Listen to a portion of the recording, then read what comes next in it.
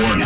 The Federal Communications Commission has determined the following content to be emotionally harmful.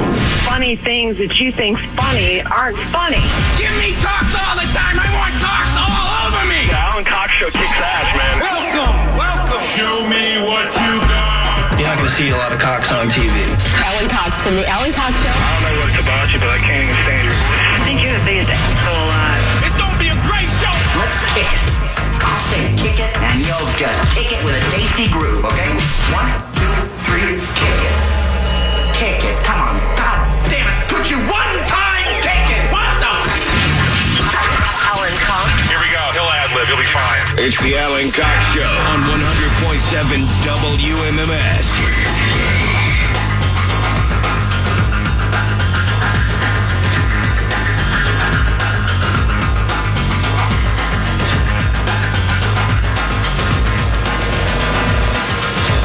What's going on, gang? Good afternoon. Hi there. Welcome. Greetings and all that. No matter how much time I give myself, no matter how much time I have to prepare things, I'm always racing to the very last second. I'm always down to the wire. All for the sole purpose of pure entertainment. In the service... Whatever. I'm Alan. Hey, Bill Squire is right here, too. Hey, creepy hugs, everyone. Thanks for listening to and watching this episode of the Alan Cox Show. Don't forget to like, subscribe, and share a cold one with the boys. He's got that draft stink all over him. Yeah. Yeah. It was way fun. I had a great time last night. Look fun. It was good. Yeah. Like, the weather wasn't as big of a factor as I thought it was going to be, so that was nice. Later it looked like it was that kind of thing where 9 o'clock at night the sun comes out. Yeah, kind of. It all kind of clears up. Yeah. Did you sneak in any, like, the player family pods or anything like that? No, they have everything locked up tight Cordoned there. off. Like, I couldn't even get into the draft theater with my credentials. So I wasn't allowed in there. I was allowed to roam amongst the rabble? Yeah, and that's fine. That's where I belong. It was fun, though. I had a great time. Well, we'll get into it. Mary Santora is out. Gwen is in. I am. Hi. One baby. One baby. That's right. One child. That you know of. Yeah, right. And Pound Cake's back behind the glass. Afternoon, white people. Happy Friday. It's a Friday. It's the last day of the month.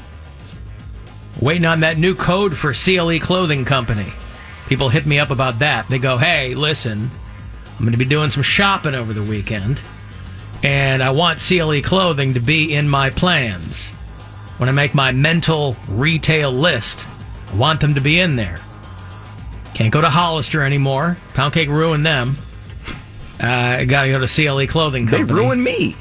They ruined by throwing you in the back. It broke my spirits. Yeah, I know. If you want to join us, please do. 216-578-1007 or 800-348-1007. You can send a text. The number is 35192. And AlanCoxShow.com for everything else.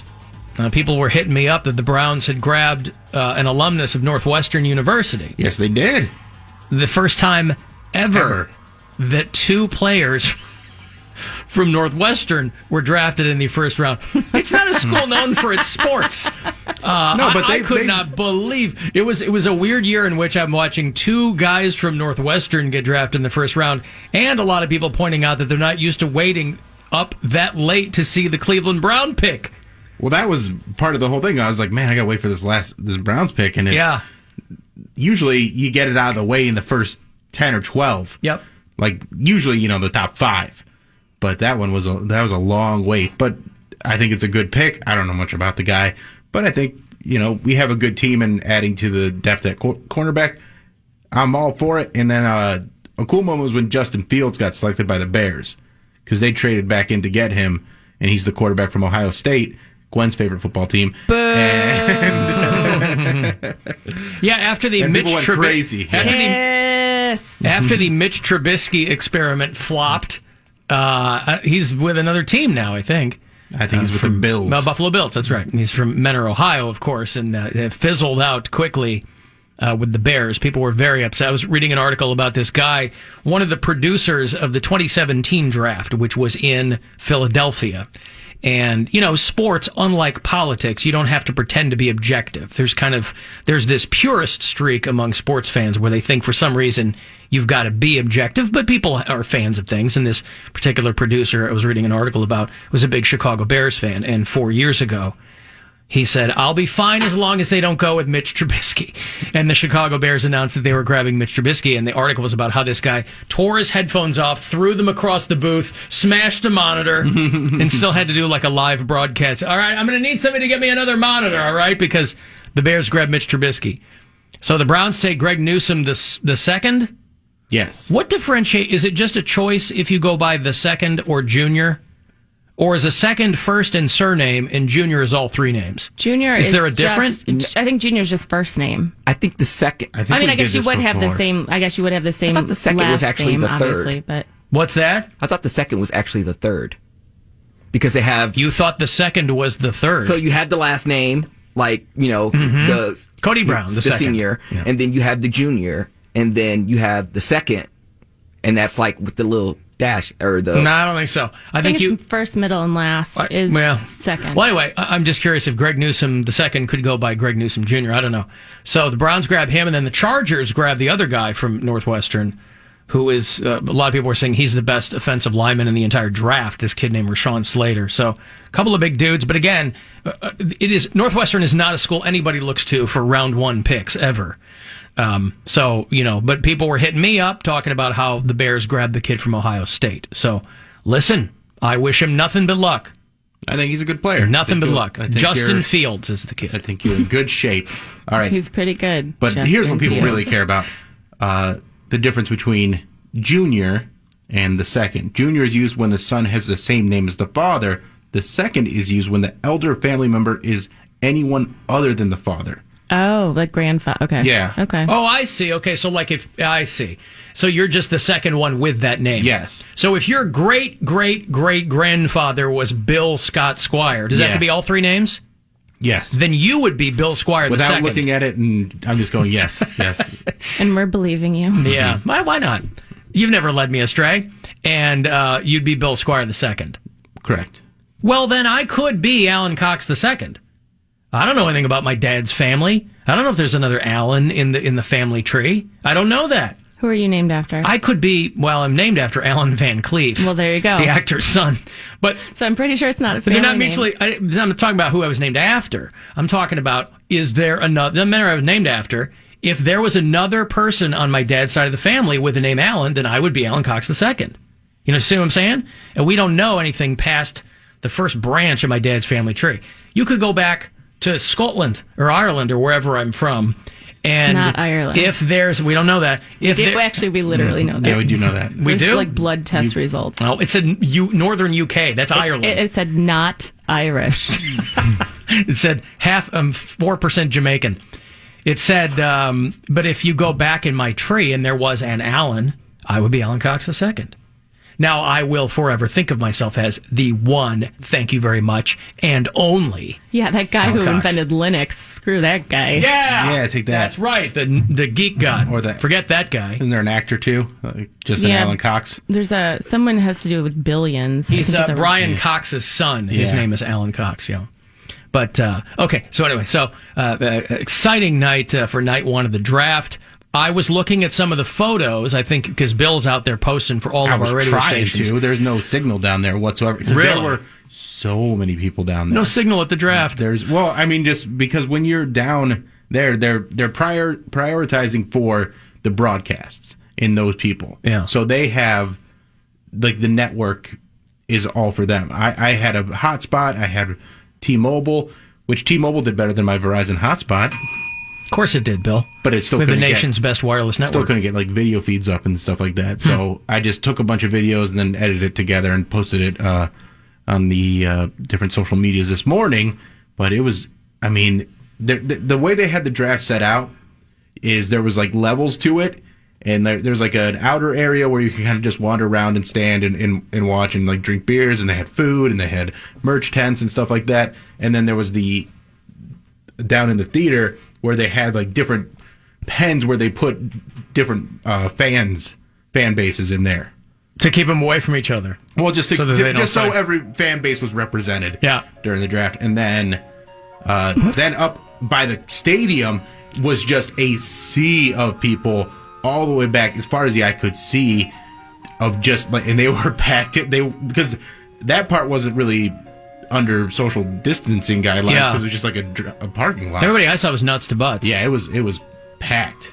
And I got to tell you something, too. I've been here for over a decade, and I was going through some of the photos, some of yours.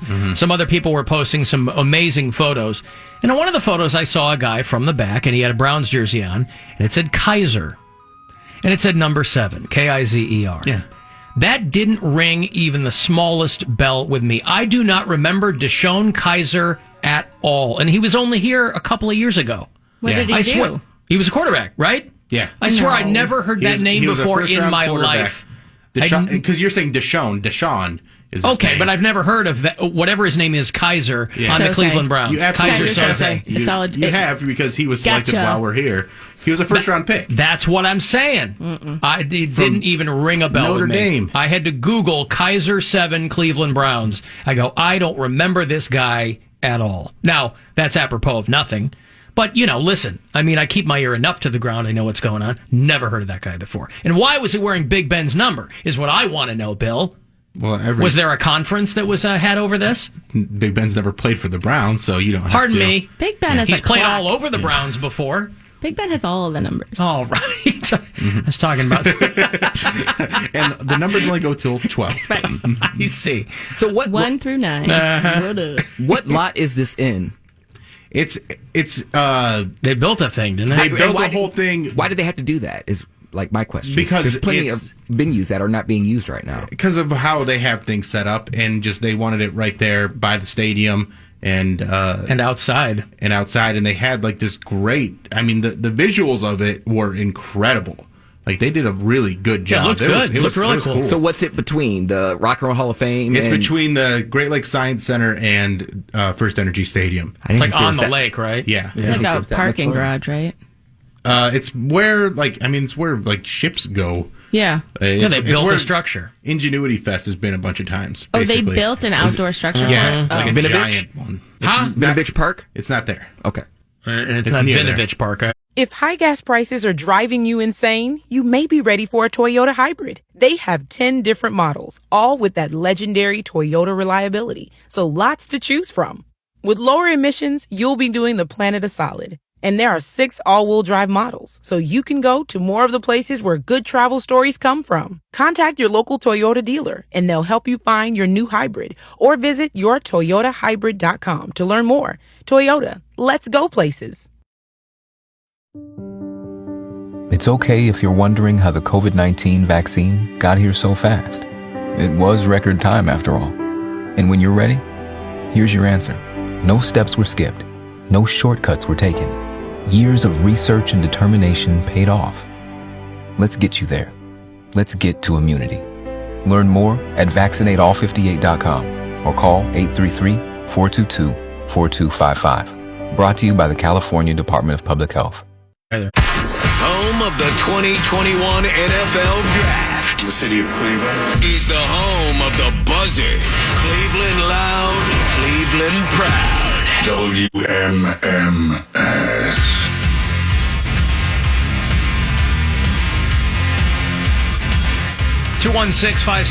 216-578-1007 to join us live, or 800-348-1007. 35192 to text. Gwen's in from Mary today. Mary's out doing some shows in Fort Collins, Colorado, if you are among our bureau chiefs out that way.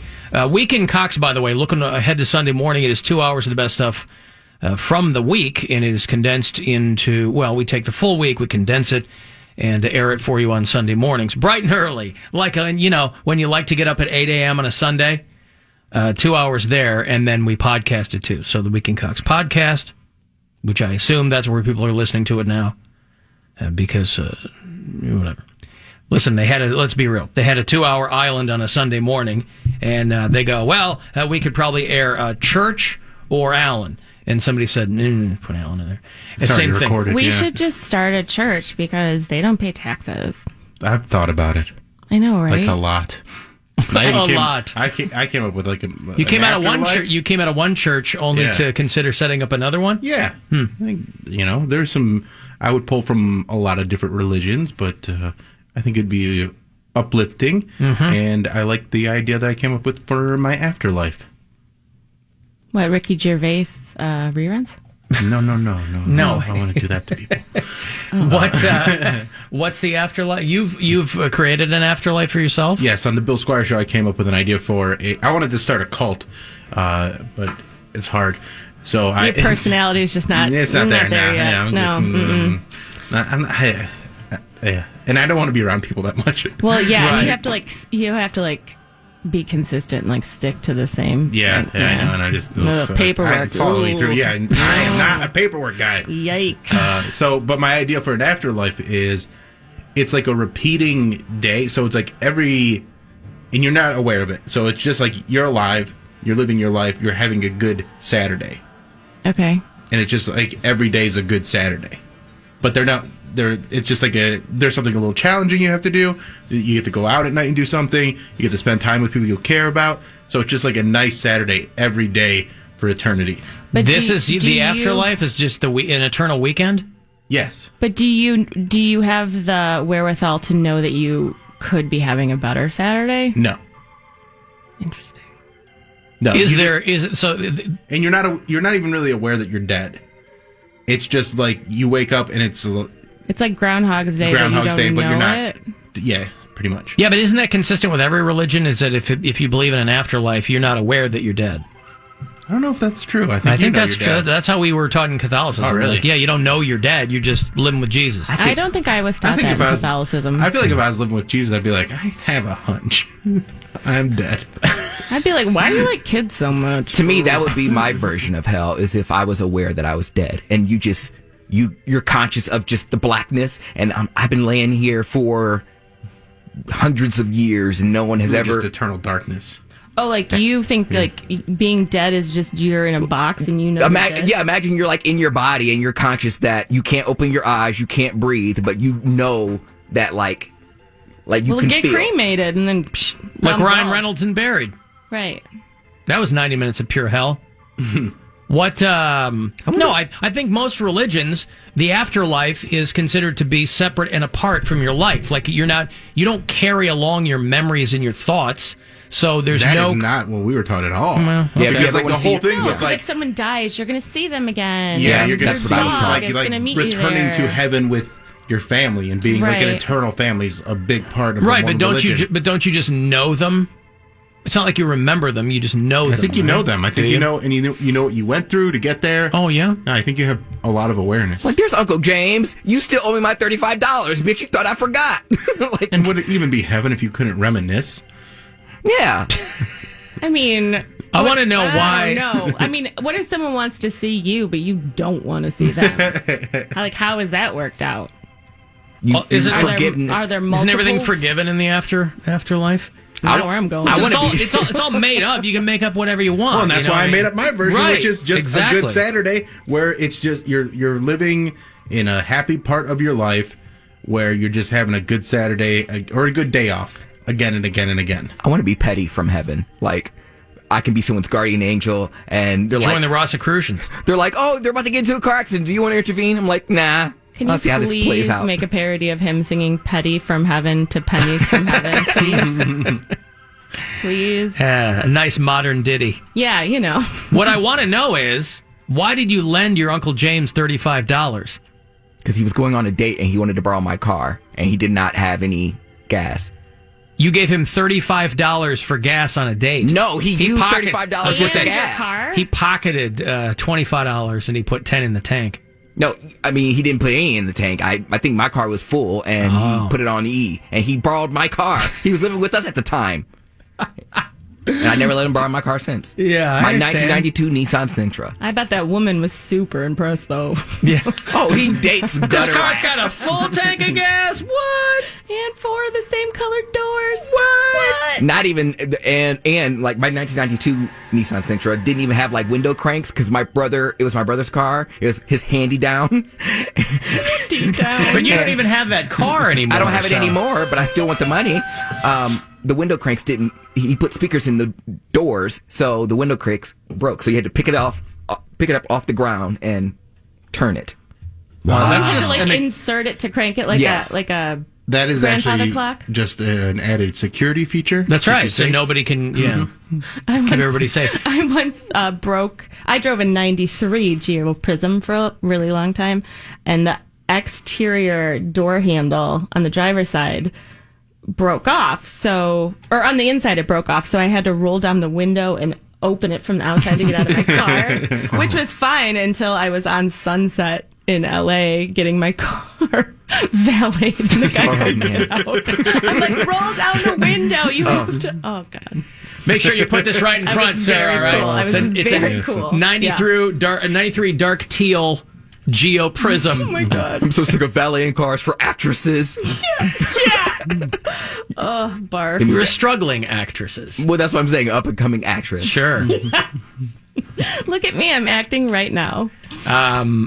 I was reading, people were tweeting that, were you there until the fireworks last night, by the way? No. I guess they did fireworks at midnight, and I was like, maybe that's why our dog was shaking, but it wasn't midnight when that was happening. She was vibrating up and down like there was a thunderstorm up the street, and then I was reading today, I was like, oh, maybe it was the fire. I didn't hear fireworks. I think we're a little bit far out for that, but we usually have somebody setting off fireworks a couple streets over on any random Wednesday night, but apparently that wouldn't have been the reason our dog was vibrating. So I don't know. But people who lived near downtown and even a little bit into the suburbs were less than pleased that the midnight fireworks. The midnight fireworks were going on, and they, I guess, were not aware that I didn't know anything about. It's a friggin' Thursday night. You might have work the next day or something, and you wake up, and you're like, hey, what's going on? Is everything okay? Well, I'm living here in Ohio City, so I'm kind of used to this, but, I don't know. There hasn't been fireworks in over, like, a year. Is that true? No, because they do them for Indians games and stuff. There wasn't Indians games last year, was there? I think they still did the fireworks, even though there were no crowds. Yeah. Right? Why? Why not? Well, they want to give it a waste of money. Because they have them. Fireworks are Fireworks are all a waste of money. But, well, people love them. People love if it's built fireworks. into the price of the ticket, then I guess. But if they're not selling tickets. Last year during like July 4th, like all around July, there was just a ton of fireworks going off by people. Like people were doing their own, and it was becoming a conspiracy theory where like people were like, "Oh right, oh, are they giving fireworks out because of the protesters or something?" Right. Oh, I forget about some of those. Mm-hmm. Alan, what is Pound Cake going to do with $35 in the afterlife anyway? Yeah, do they have snacks in the afterlife? I mean, I guess you can make it whatever you want, but... That's my choice. That's my heaven, is to have my $35 to get your $35 back. Made whole. But it's got to... I don't want to be a ghost. But it's got to last you for eternity. I'm just saying ghosts have unfinished business. So I feel like I would be a ghost if I'm still, like, dwelling on the fact that I haven't received my $35 from a person that's dead. I also feel like that's on the ghost. Really? You didn't get your business finished, all right? None of us do. Whenever you die, you have unfinished business. That's not true. Some people have nothing going special. on. They have nothing better to do than to That's die. not true. Nobody's got nothing going on. Nobody. So whenever you die, whether you die young or whether you die old, you have unfinished business. If you die old, you might have less unfinished business.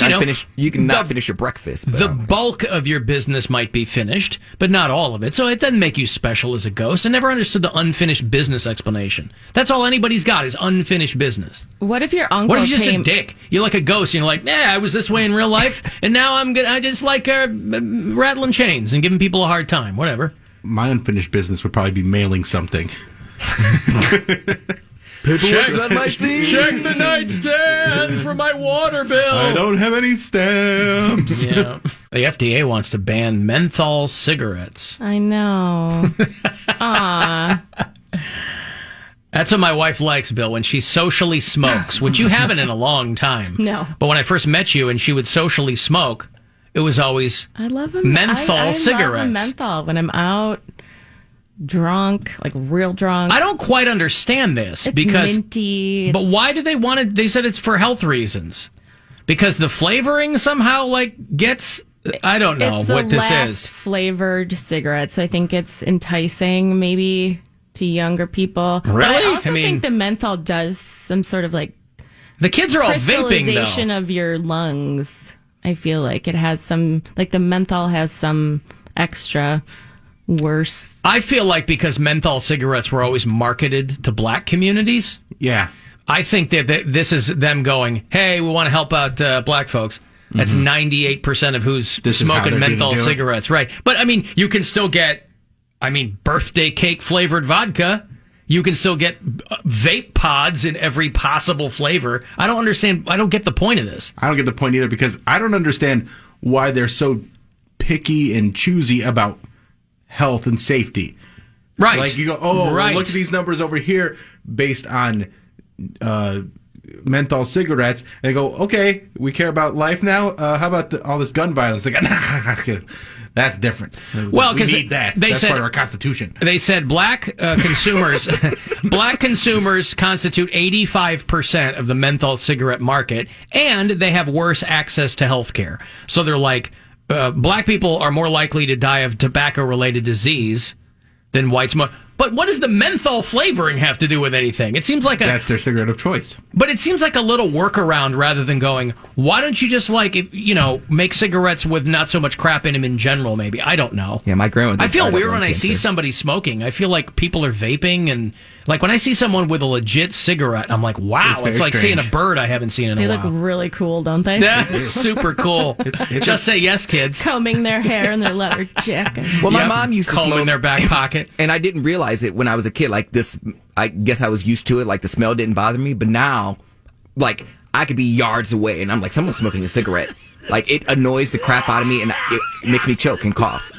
I agree. There was a lady, I was coming out of the grocery store a couple of days ago, and there was a lady, older lady, and she's pushing a cart. We're leaving at the same time. She's pushing a cart. She's got her mask down around her chin, and she's puffing on a cig, full stop. And I'm like, oh my God. Like, I was downwind, so it's all coming at me. And it was like, it took me by surprise when you smell cigarette smoke in the wild. I was like, oh my God. So I'm looking around, did not expect the 75-year-old woman in front of me with the mask down. Go as soon as she gets out of that store, lighten up the cig. It's always It's a like, shock man, when you go that's committed. when you go to a state where they still let you smoke inside. Oh yeah. You'll just be like in a place. I think there's some bars in Michigan that allow it still. Yeah, and some Well, in Indiana. Like if they don't serve Indian, food, like casino. the casinos and stuff. Yeah, where you go in there and you're just like, cigarette smoke inside. This is not okay. remember Like you want to like smoking tell them it- to put it out. Smoking and non-smoking sections used to have like a half wall. It worked really divider. well. Yeah, Yeah. because that's how air works. That's how we stop COVID. Well, it says, yeah, exactly. It says here, We're going to seat you in the non-COVID section, sir. menthol cigarettes are more harmful because of the masking effect of menthol. People end up inhaling smoke from menthol cigarettes more deeply. They Well- said that it has fiberglass in it. Mm-hmm. I thought all cigarettes had fiberglass You're in them. smoking, like, people are really smoking fiberglass. Well, so somebody says they cause the air sacs in your lungs to burst, resulting in fewer of them and reduced lung capacity. They cause the Because air of the menthol or because of the cigarettes? Like, cigarettes are not... There's no healthy cigarette, you know what I'm saying? So I don't get what the menthol's that much worse than a regular cigarette, where they go, oh, we can't have Well, it's these like when anymore. they were soaking the joints in embalming fluid. Yeah, Like- wet. Yeah, wet. Yeah. Maybe it's like the Did that in wet college. version. No, you didn't. Yeah, I did. Were you kidding me? Yeah. Are you kidding me? Yeah, of course. You really? In college, I didn't drink, so I was smoking pot all the time. You were smoking embalming fluid weed. The guy Cigarettes? next door to me had Jazz a cigarettes? joint soaked in embalming fluid. We'd never heard of it before. Now it's got 100 names. But yeah, I didn't smoke the whole thing down. I took a couple of puffs. That Of sounds course. awful. Well, he didn't have a thing of barbicide full of embalming fluid. Well, where did he and get the said embalming fluid? I didn't ask. Those are the questions you ask. I didn't ask. He said, now he could have been lying to me. What do I care? He had a joint. And right? Lie to me, baby. Well, what do you want from me? Give me your marijuana. Everybody around me is going to parties and getting hammered, and I'm smoking pot. I'm like, so any variation on that theme, I'm not drinking candy cane vodka with everybody else, right? I'm not drinking blue stuff out of garbage cans. I got to take what I got in the marijuana department. And if one of my sweet mates goes, hey, I got a buddy, can soak these in embalming fluid, I go, cool, fire it up. Now, did it make me feel anything different? It did not. But so he was either lying to me or whatever. But in the early 90s, I feel like he probably lied to you because isn't it supposed to be wildly different? Isn't it supposed to be bath salts, right? Yeah, right. But I also kind of insane. But I've also done a couple of things over the years that didn't have the desired effect on me. So I don't know what hits me and what doesn't hit me. He could have been lying, sure. Yeah. But in the early 90s, when I was in college, because I'm old. I'm sorry, what? It was called wet. I don't know what it's called now, but that's what it was called. Because we were very literal in Generation That's X. still what it's called. No, I think it's called something else. Like it's got a cool hip name now. I don't know. Oh, on the tickety talk? Yeah. Hub doubles. Something. But, yeah. So, but whatever, Why not? Why not? I don't know. You would have done that if somebody had. Of course you would have. Somebody goes. Fluid doesn't sound like anything you should smoke. No, I mean, embalming fluid is the turn off. There's a billion things we're not supposed to smoke. Well, like, but I've never done acid. Like, I think the really chemically... That's not true because I've done ecstasy. So, I don't know. I don't have boundaries specifically set. I just don't think I'd be into the embalming That's fluid. all I'm saying. I guarantee there was a point... Now, sex with a corpse, count me in. Yeah! All right, man. You want to talk about really not wet. What a weird turn. I'm just saying. I know, right? I'm just saying. When you were 20 years old, you might have been much more likely to go, yes, I will smoke that joint soaked in embalming fluid. Really? No, there's Okay. the balming in fluids. The embalming fluid. No, that just immediately turns me off to the idea. Because I would have done other substances, yes, but not embalming fluid. Oh, so it's that particular thing. Yes. Oh, okay. Yeah. So somebody's like, hey, these are soaked in corn ethanol. You go, yeah, cool, light it up. Yeah, Everclear. It'll explode What's in my up? face. I drank Everclear. I went to college. Sure. Out of a garbage can. I went to college. Yeah. And then we got... well, he didn't drink when he was in college, so he got wet. I got wet like Andrew WK. Yeah. If high gas prices are driving you insane, you may be ready for a Toyota hybrid. They have 10 different models, all with that legendary Toyota reliability. So lots to choose from. With lower emissions, you'll be doing the planet a solid. And there are 6 all-wheel drive models, so you can go to more of the places where good travel stories come from. Contact your local Toyota dealer, and they'll help you find your new hybrid. Or visit yourtoyotahybrid.com to learn more. Toyota, let's go places. It's okay if you're wondering, is the COVID-19 vaccine safe for people like me? And when you're ready, here's your answer. It was tested by adult volunteers of different ages, races, genders, ethnicities, and health conditions. Tens of thousands of people, a group as diverse as California itself. And thanks to them, we know the vaccine is safe. Let's get you there. Let's get to immunity. Learn more at vaccinateall58.com or call 833-422-4255. Brought to you by the California Department of Public Health. You have 937 messages, all of which are marked urgent. Call the Alan Cox Show. 216-578-1007 or 1-800-348-1007.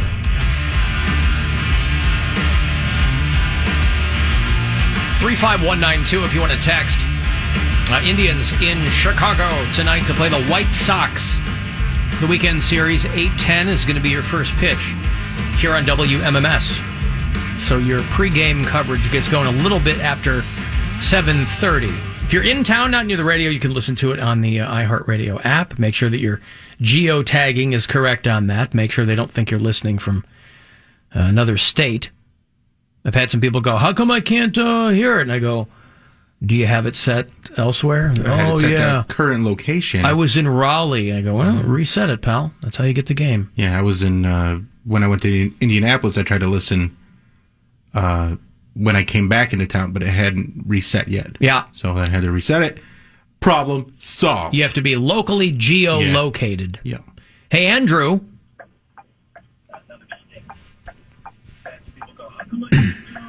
Hey, Andrew.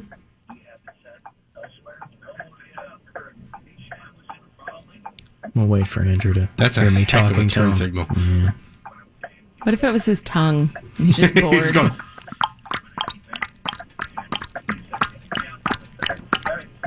We can Cox clip for his. Yeah.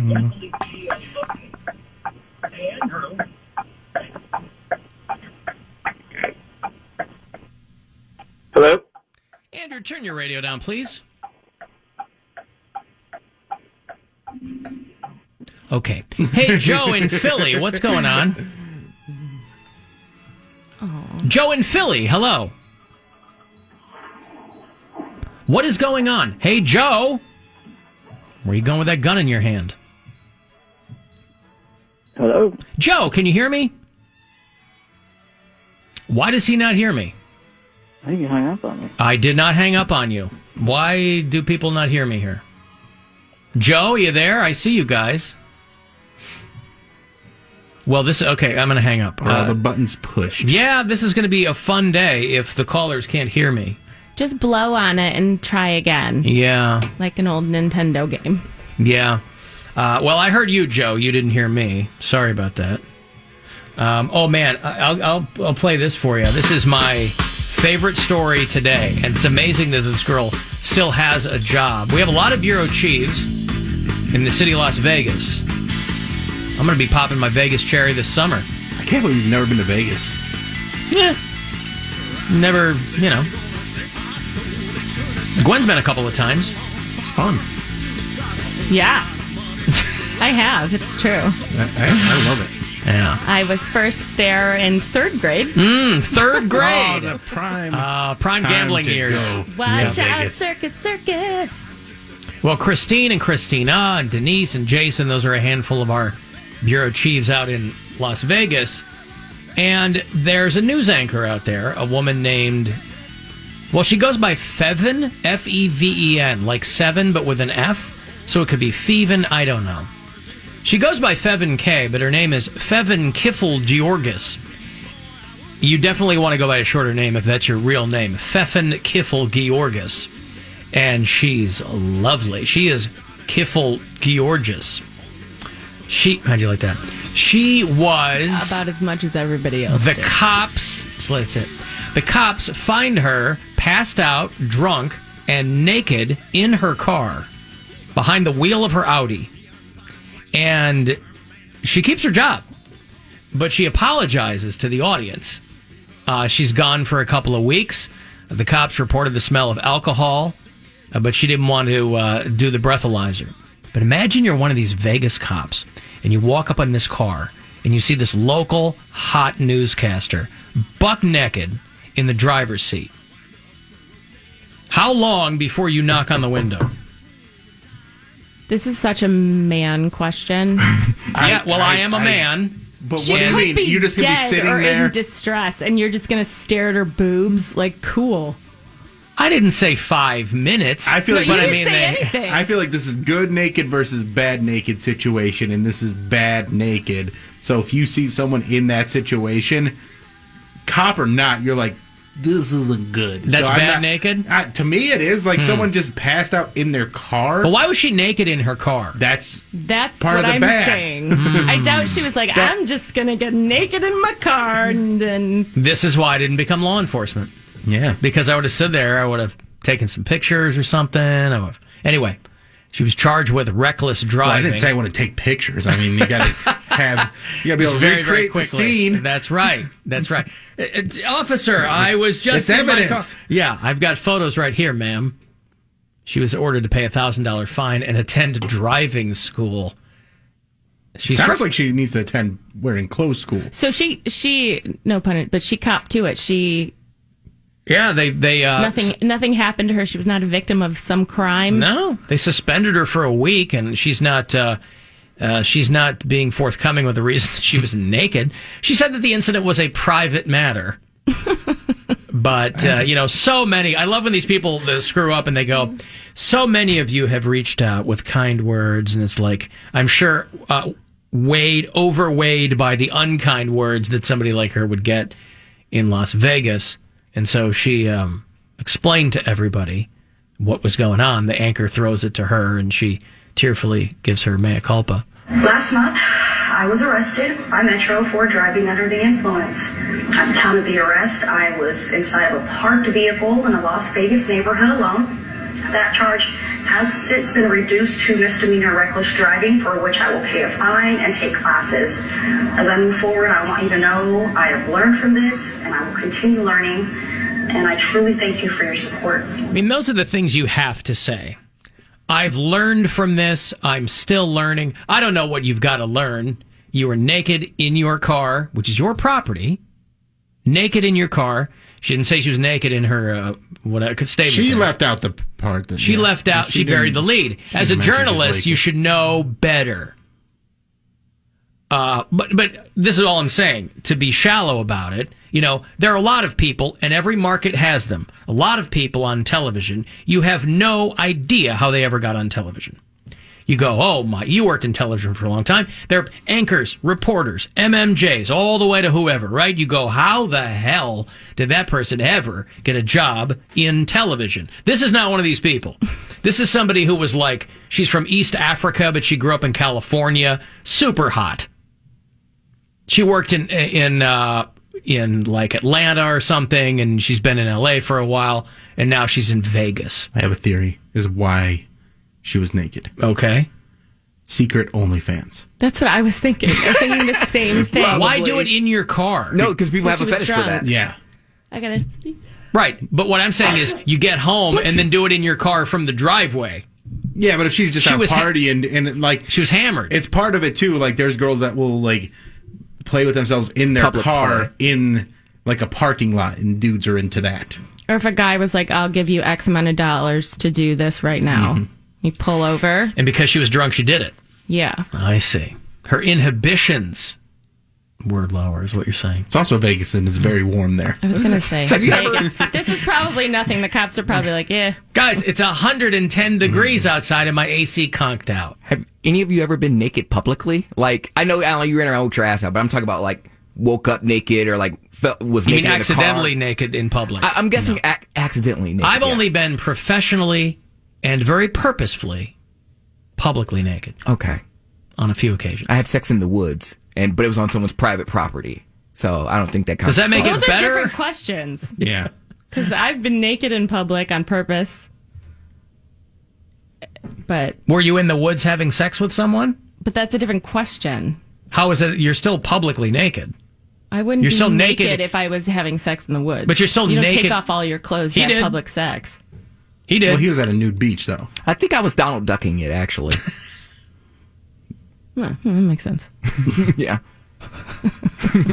Some people want to get the full effect of being naked in public. It's no fun being naked for having your pants around your ankles in public. Nude beach or something. You're No. talking about that. He's talking. I've been at a nude beach. Yeah, I'm saying. But like, you're not talking about that. There's some people. Yeah, I know. There's some people that would wake up naked in their car and they'd be like, "Sounds about right." If I was naked and woke up in my car, I'd be like, "Oh my gosh, I was raped. I was drugged. Something." Right. So I guess it depends on your personality. Because there's some friends of mine that would wake up naked in the car. I'm just like, just another day. Yeah. Yeah, I'm not a get naked type of person, so yeah, that would be a weird situation for me. I didn't know if that was rare or not, but some people are like, whatever, it feels good. So I only drive naked. I know some people that only poop naked. Some people only drive naked. They just like having no clothes on. Or like, I think when they're ready to handle business, like they have to poop and they have to be naked. There's some people, that's how they're comfortable. Like I poop at home. That's where I'm most comfortable. They are comfortable with dropping trowel, taking off shoes and socks and... Do they also only poop at home? No. They get full tilt boogie. Yeah. Well, any romper wearer has to do Oh my that. God. Yeah, you gotta The drop them worst. completely. What's romper wear? Like the one piece. Wearer, Oh, like yeah. a romper wearer. So, like anytime a girl wears a romper, they are their own worst enemy. Yeah, it's true. I don't trust it. That's where function should outweigh fashion at every turn, is the romper. It's so cute. But they don't look cute enough for the inconvenience. I've never seen a That's romper what I'm that saying. looks so good. Yeah, the fashion does not outweigh the function in that situation. But if you're in a stall, you probably got no problem dropping the whole thing down. I have seen some rompers that are fire. Enough to, you're like, okay, every time I've got to do something, this thing's coming all the way down. I mean... You're not going to wear it to, a festival or something when you got to use a porta-john. No. Right.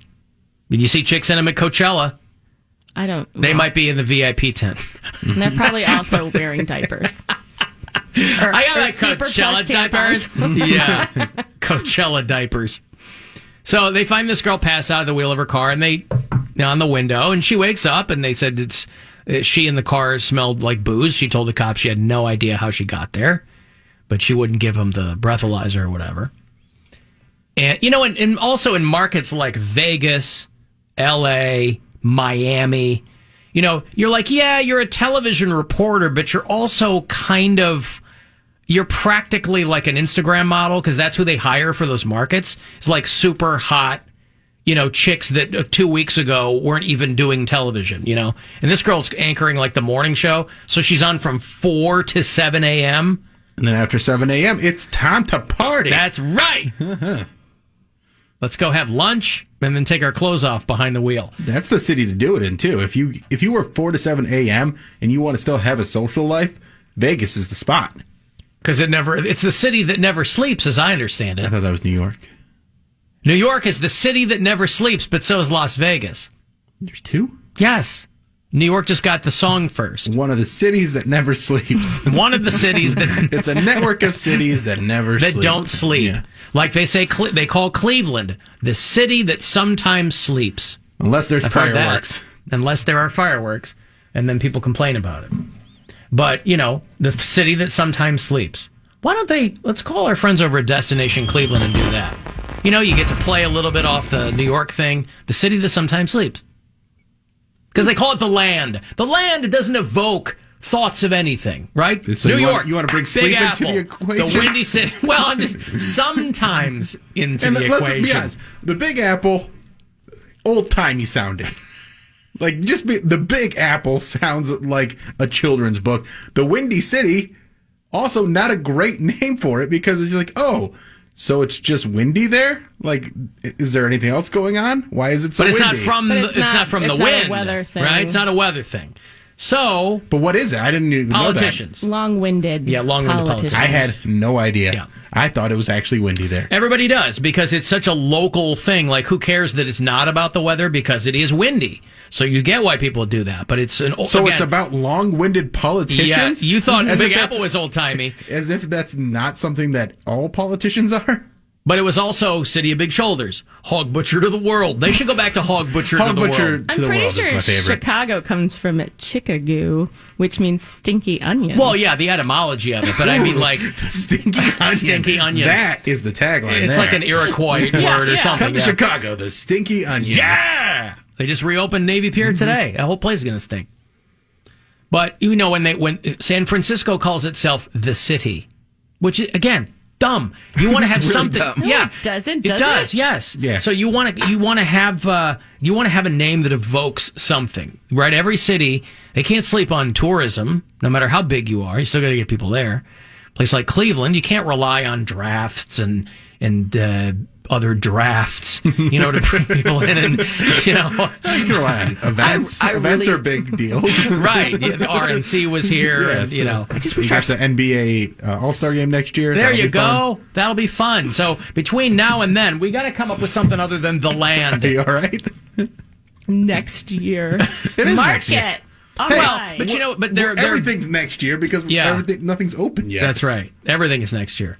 We need a better skyline. We have the worst skyline. We can't do it. We have the worst skyline in Cleveland. In Ohio. Yeah. In Ohio. But we also have the best skyline in Cleveland. We do, yes. Didn't think about that, did you? What do you mean? No, Cleveland does not have the worst skyline in Ohio. I don't know what Columbus you're talking is better, about. No, and it's Cincinnati's not. is better, Columbus and Cincinnati? Yeah, they all have better skylines. They're not on a lake. Lake trumps river across from Kentucky and Columbus, which would be a cow town if there was no college there. And also Toledo and Youngstown both have killer skylines. They're sharing a building. But they're not as big as the major cities. Like, listen, Cleveland, skyline-wise, you might not be happy with it, but it trumps every other city in old. this. It is old. It is They're old. all old. Cleveland's not a major. I mean, it is a major American city. It is. It's considered. It's a major Ohio city. It is still considered a major metropolitan area. It is. Yeah. The Cleveland metro area. The city itself is like Grand Rapids, but they talk about like the metro area. But you need the land they just took from Cleveland. They don't call it, I mean, some people call it the Cleve. So, so there were people who were like, I don't like the land. What else does that word have to offer? How about the first syllable? Okay, let's call it the Cleve. You got to come up with something. Cleveland could be so far ahead of other American cities if they came up with an amazing name for the city and made it stick. You know? You think that's all it's going to take? There are people who call Just Chicago a nice the nickname? Shy, but you get your eyes rolled at you. There's a show called The Shy on Showtime. Nobody calls it that. So, you know, they got to come up with something. But I feel like nobody calls it the land or anything like that unless they're trying to do some sort of promotional thing. Right. Like when someone goes, "Hey, where are you from?" I don't go, "The land," as if they'll know what I'm talking about. No, right. It's a local thing. I'm just saying, like, for... But it's not even a local thing. It's not something that we use to describe the city other than just trying to, like... It's just like a kitschy nickname. Like right, the but plum that's... thing, like Cleveland's a plum. But that's all tourism is marketing. So that's my point. Okay. You're not marketing to people who live All right, here. then. Tourism's What you got, all marketing. Romo Fijo? I already did my part with Romo Fijo. You're welcome. Why was Cleveland called the plum? I don't know. I mean, I've also heard it called the Forest City. Because there are trees here? No, that's Portland. I've heard it. It's been there used for are a few. 100 cities that call themselves the Forest City, because if you have a couple of trees, you go, Forest City. I don't know why Cleveland, I don't know what the plum thing is. I'm sure that there are some people who will tell me. But, okay, here is a perfect name for Cleveland, right? Because everybody likes talking about the Rock and Roll Hall of Fame. Mm-hmm. Cleveland, the Rock Stop. No. Home of rock and roll? Yeah, the Rock Stop. The home of rock and roll. Nah, the Rock Stop. Ooh. Yes. Yeah, Yes. the Rock Stop. Yes, the Sounds Rock like a Stop. landscaping company. So there's a Wikipedia page, list of nicknames for Cleveland. The 216. Yeah. Okay, but every Clever. city will have that, right? America's North Coast. Okay. No, roller but you- coast. That's more accurate. Believe Land. But that was very sports centric, and it was, and it So also Sports kind of... City. Huh? How about this? Cleveland, America's sports stop. I mean, we all know the nickname. What are you doing? How about this? How Mayor about... Frank Jackson gave it the nickname. Yeah, that's true. How about see you next town over? How about that? Cleveland, see you next town over. What's that, Mr. Mayor? Cleveland is perceived to be the butthole of the world sometimes. There you go. That's right. The butthole of the world. I mean, you're not going to get anything more attention grabbing than the butthole of the world. If it was good enough for the guy who governs the city, it's good enough for me. I mean, I feel like you have to tagline it. Here's according to our mayor, we're the butthole of the world. Right. Well, according to our mayor, we're perceived as the butthole of the world by other people. Right. I mean, that's a little clunky. That's clunky, yeah. The Forest City is Cleveland's oldest nickname. Yeah. I like Until how they cut down all the trees, apparently. Yeah, to build that skyline that Pound Cake hates. It's ugly. The Mistake on the Lake. That's a timeless classic. Now here, I like this. Prodigy of the Western Reserve. See, it rolls right off the tongue. Prodigy of the Western Reserve. Just makes me think of Power. fire starter. Yeah, we are the river starter. I'm a fire starter. Sixth city, an early 20th century nickname due to Cleveland being the sixth largest city at the time. We should just go with the most updated version of that, where the 38th city. 198th city, What bro. about Cleveland? Give it up. We're still here. Well, we are. Well, Because there's we... the Cleveland, we're not Detroit. Yeah, it's just because they're jealous they're not Detroit. City of Light. City of Champions. Nah, that one The seems best weird. location in the nation. That was from the 50s. Listen, I'll leave it to people more clever than I, but I mean... Really? You don't want to You don't want to plant your flag in Rock Stop? No, I'm dropping the mic on Rock Stop, all right? Okay. The Rock Stop. I don't know. I don't know what to tell you. I mean, butthole of the world. I'm for it. Cleveland is perceived to be the butthole of the world sometimes, right? That was an American mayor who said that on live television. Of his own city. Of his own city. Yeah. That's right. I mean, we're not, there are other buttholes in this country, of course, but... Not in the world. Maybe buttholes of the state or the region or even the nation, but not the world. That's right. Take that, Uniontown. If high gas prices are driving you insane, you may be ready for a Toyota hybrid. They have 10 different models, all with that legendary Toyota reliability, so lots to choose from. With lower emissions, you'll be doing the planet a solid. And there are 6 all-wheel drive models, so you can go to more of the places where good travel stories come from. Contact your local Toyota dealer, and they'll help you find your new hybrid, or visit yourtoyotahybrid.com to learn more. Toyota, let's go places. It's okay that you don't want to be first to get the COVID-19 vaccine. You aren't. It's okay to have questions. Everyone deserves answers. It's okay to hate needles but love Band-Aids.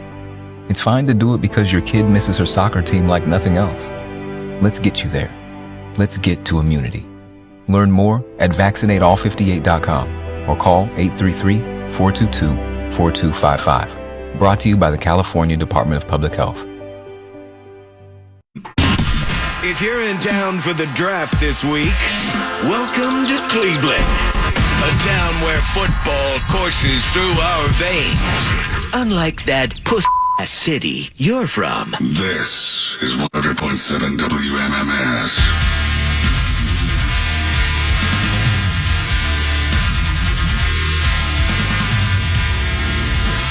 Cleveland is perceived to be the butthole of the world sometimes, right? These guys dropped a new album today, too. Gojira! So excited. We got a big announcement about them coming soon, too. Hey, 35192 to get a text into here if you're watching the show at AlanCoxShow.com. Thanks. You'll find the Mary Slamdora clip there as well. The latest episode of the Pound Take podcast is up there for your enjoyment. Mary's out today. Gwen is in. I am. Hi. People were telling me that in the 80s there were T-shirts that said, if New York is the Big Apple, Cleveland is a plum.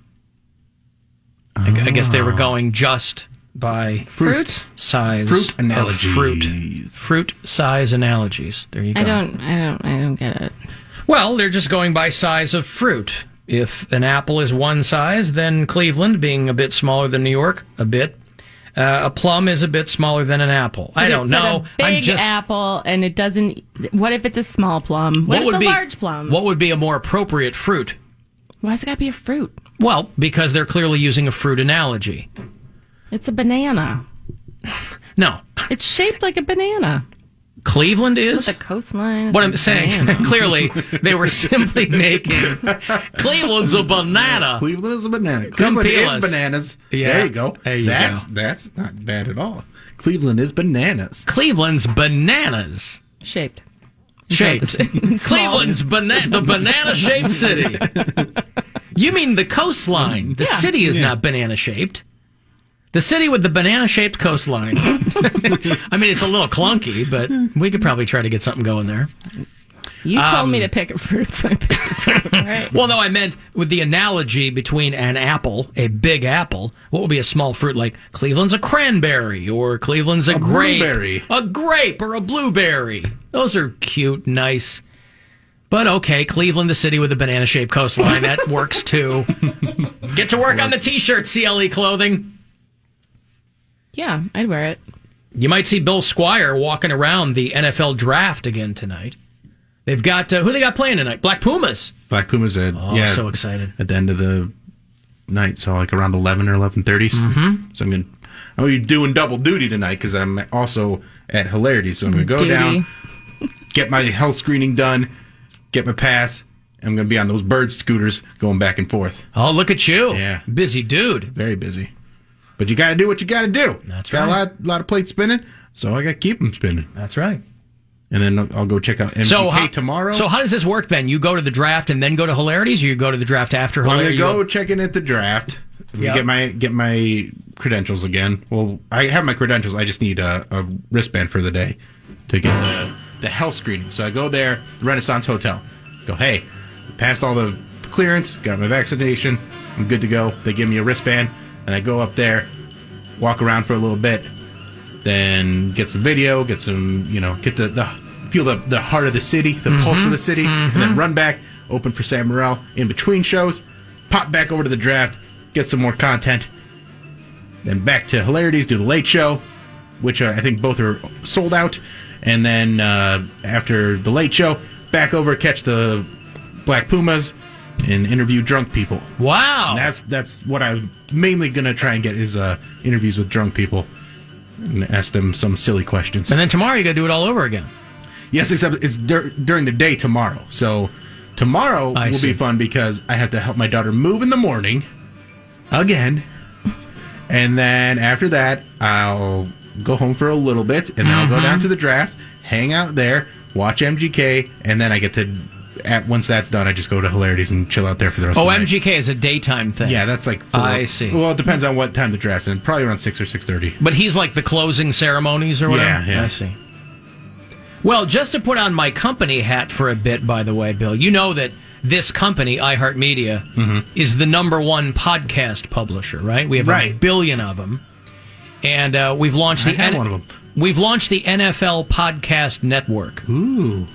So for all of the NFL podcasts, those are going to be on the iHeartRadio app. So if you listen to them already, if you listen to Around the NFL, there's one called Huddle and Flow. I like that. That's a great name. I would like it more if it was a guy named Huddle and a girl named Flo, but whatever. From Progressive. Yeah. Good Morning Football. If you listen to these, you know them, and they are all part of this company now. So the NFL Podcast Network now sits shoulder to shoulder with the Pound Take Podcast and the Bill Squire Show. And Flicks and Bill. And Flicks and Bill. And Week in Cox. And Week in Cox. And the Alan Cox Show podcast. And the Alan Cox Show. Boy, we've got our own little podcast empire right here. Yeah, we sure do. In the friendly confines of the Alan Cox Show. All right. Not to be outdone, and I certainly hope I'm not pulling the curtain back too far, but Gwen is preparing to launch hers. It's called Gwen, Will I Talk to You Again? And she sits down with today's newsmakers and people who also think that the coastline resembles a banana. Or a butthole. It's called Bananas or Buttholes. It's a weekly podcast. Which Cleveland is it? From the Sounds like it could have been Pound Cake's podcast. And why do they have to be mutually exclusive, by the way? So I like the press release for iHeartMedia. America's #1 audio company, reaching 9 out of 10 Americans every month. I want to know who that holdout American is. I want to know who that 10th person is who refuses to take part in anything we're doing. They have no interest in engaging with us whatsoever. It's that gum-hating dentist. That's who it is. Oh, the Trident guy. Yeah, 4 out of 5 dentists recommend. Yeah, he's like, I am not going to mess with Trident, and I'm not going to mess with iHeartRadio. You can't make me. I don't know if I'm. Well, he's just a professional contrarian. Then you take any survey, and this same guy is a holdout. They go 7 out of 8 eaters recommend this restaurant. Eaters. And this guy goes, I'm never going to eat there. Not diners, eaters. You'll never get me inside. Do not like to go to the Super Bowl, the restaurant. The Super Bowl, the restaurant. SOUPER, Bowl, the restaurant. Yes, Pound Cake. I was going to say, I don't know if my math is correct, but 9 out of 10 is 90%, right? Hey, look at him flexing. Listen, he knows what's up. I don't know my fractions, but he's got it I know all my figured percentages. out. It's okay. Wait, what? A couple weeks ago, he said something like 1 in 4 becomes 2 in 10. Oh, okay. See, babe, you don't listen to the show. No, I'll tell you right now. I'm actually the 10th person. I didn't want to say anything, but I will not answer their call. You don't listen to the show, so we can't explain every inside joke to you. Okay, but if someone just turned on the radio and Cody's all 9 out of 10 is 90%, and you guys are happy for him, like, What? If somebody just turned on the radio, they would be happy for him too. I'm not, and I don't get it. Well, he's a grown-ass man. You should know what percentage 9 out of 10. We've that train left the station all right. a long we don't time have to ago. Rehash. Yeah, right. Gwen. My All point. right. I don't know. I'm just My point. Trying to catch up. Joe Q Radio. They're finally happy for me. You're just gonna snatch it away from me. I want you to aim higher. Okay. Now you bitch. Do you know that I don't care? Because I'm stupid. Yep. Okay. Thought Mary came in here with the ego, but no, it's Gwen. Because I'm stupid. Slamming doors and crushing spirits. Hey, I molest children. That's why he couldn't get his draft credentials. Oh yeah. Comments like that. I want to go to MGK. Back to that. You can. We'll go. You don't have to have any sort of pass for Saturday. Just walk up. You just walk up and enjoy the show. But there will be other people there. Yeah. Yeah, but they have. I want nothing to do with that. But Yeah, there will be a few people there. near the stages though, like they have sections where you can stay away from people. Be alone. Are you gonna mosh? Can I be alone? Yeah, and you're vaccinated, right? Yeah. Yeah. Yeah, so you'll be okay. You can chant, Machine Gun K, Machine Gun K. No. Isn't that what they say? Laces out. Finkel is Einhorn. Isn't that the thing at the Einhorn MGK is shows? Finkel. Oh. I don't goes know. back and forth. I don't want to go around people. I'm good. Okay. Well, listen. You just expressed that you wanted to see. No, I want to see MGK perform, but I don't want anyone else to be there. Obviously. But a That's private a tall performance order. from Colson Well, Baker. then Wow. you shouldn't be an MGK fan. You should be a Bill Squire fan. If you want to sit by yourself. I cannot sit here and call myself a Bill Squire fan after telling Cody to aim higher. It's not fair. I understand. Trying to maintain some consistency is what you're saying. Yeah. By the way, I got more than a few comments from people who live out Madison Way after we were discussing the mayor putting out the all points, all poop bulletin that somebody had walked their camel through that park and left giant dumps everywhere. People who live in that general vicinity had... Don't do it anymore, Gwen. We don't? I do. I don't know if it was... I stole it from you, so you can do it however Okay, frequently good. you want to do it. But the people who live out that way, Madison, little town, straight out 90, straight east past about 20 minutes past Paynesville there. And they had somebody got their camel off the highway and got it to walk around a little bit. And it took massive, huge dumps that the owner did not clean up. And so it left the Parks Department to deal with it. So I did hear from some people out that way who I didn't need confirmation of it, but I guess they felt compelled to confirm it for me. Is there photographic evidence? You know what? I asked for some. All I got was some grainy Sasquatch type footage. Sorry, Sasquatch type footage. No photographic evidence, because I think that Madison Village Parks Department works so quickly. And that's a credit to their profession. Must be nice. Must be nice. We were just out in Paynesville, actually. If we'd gone a little bit further, we would have been out in Madison area. Yeah, we took a weekend. I didn't mention that. We took a weekend trip to Paynesville, Ohio last weekend. And did you stay there overnight? No. We were on a mission. Okay. I got a new toy for the summer. What is it? I got a old Italian vintage folding tandem bike. Ooh. Now, I want you to process all of those words in order right now. It's so An Italian cool. vintage folding tandem bike. Mm-hmm. It's called Graziella. Graziella. Yeah. Yeah. It's super cute, but it needs a lot of work. Fortunately, my mom's neighbor There's a bike fixes guy. bikes. Yeah. So And it folds? it does. So it actually fit in my Jeep. That's pretty cool. I know. I was looking for something for Nora and I to do together. Mm-hmm. Does she know how to ride a bike? She's She getting was- there. Yeah, but also, like, if I want to pick her up from summer camp, I can just Ride the pedal bike my over. little bike over and she can hop on and And I don't know. make sure that and hope that it doesn't fold while you're riding it. there's a That would be nut danger- and a bolt. That would be, make sure that nut is tight, because I don't want to get any information that you've been hurt in a folding bike accident while Well, I'm here at work. That's a risk I'm willing to take. Clearly, but I'm looking out for you and our child. Well, you wouldn't answer the phone if you're on the air anyway. That is true. That's very, very true. I would not answer the phone. You're not even my emergency contact. You don't answer your phone. That so is much. even more true. That's smart. She knows what's going on. Yeah, don't bother me at work. No. Alan, are you one of those people that... Yes, I am. Yes. Well, I always see the meme like, there's a gun to your head, and any person that you call, if they pick up the phone, they'll shoot you. Pardon me, I've never seen that meme before in my life. Explain better. Okay, so the meme is the person that you call will shoot you in the head? No, there's a guy with a gun to your head. Yep. And if you call someone and they pick it up, then they will shoot you. Do you understand what I'm saying? So if you they'll shoot you for having a friend? It's a question. Who would you call? It sounds like it would be if they don't pick up, you get shot. No, people who are notorious for not picking up their phone, if they pick it up, like... Emma, I guess I'm not explaining it well. That's a very layered meme. Okay. I think I got this figured out. So you've got a gun to your head. You call someone on your phone. I imagine it's if they don't pick up.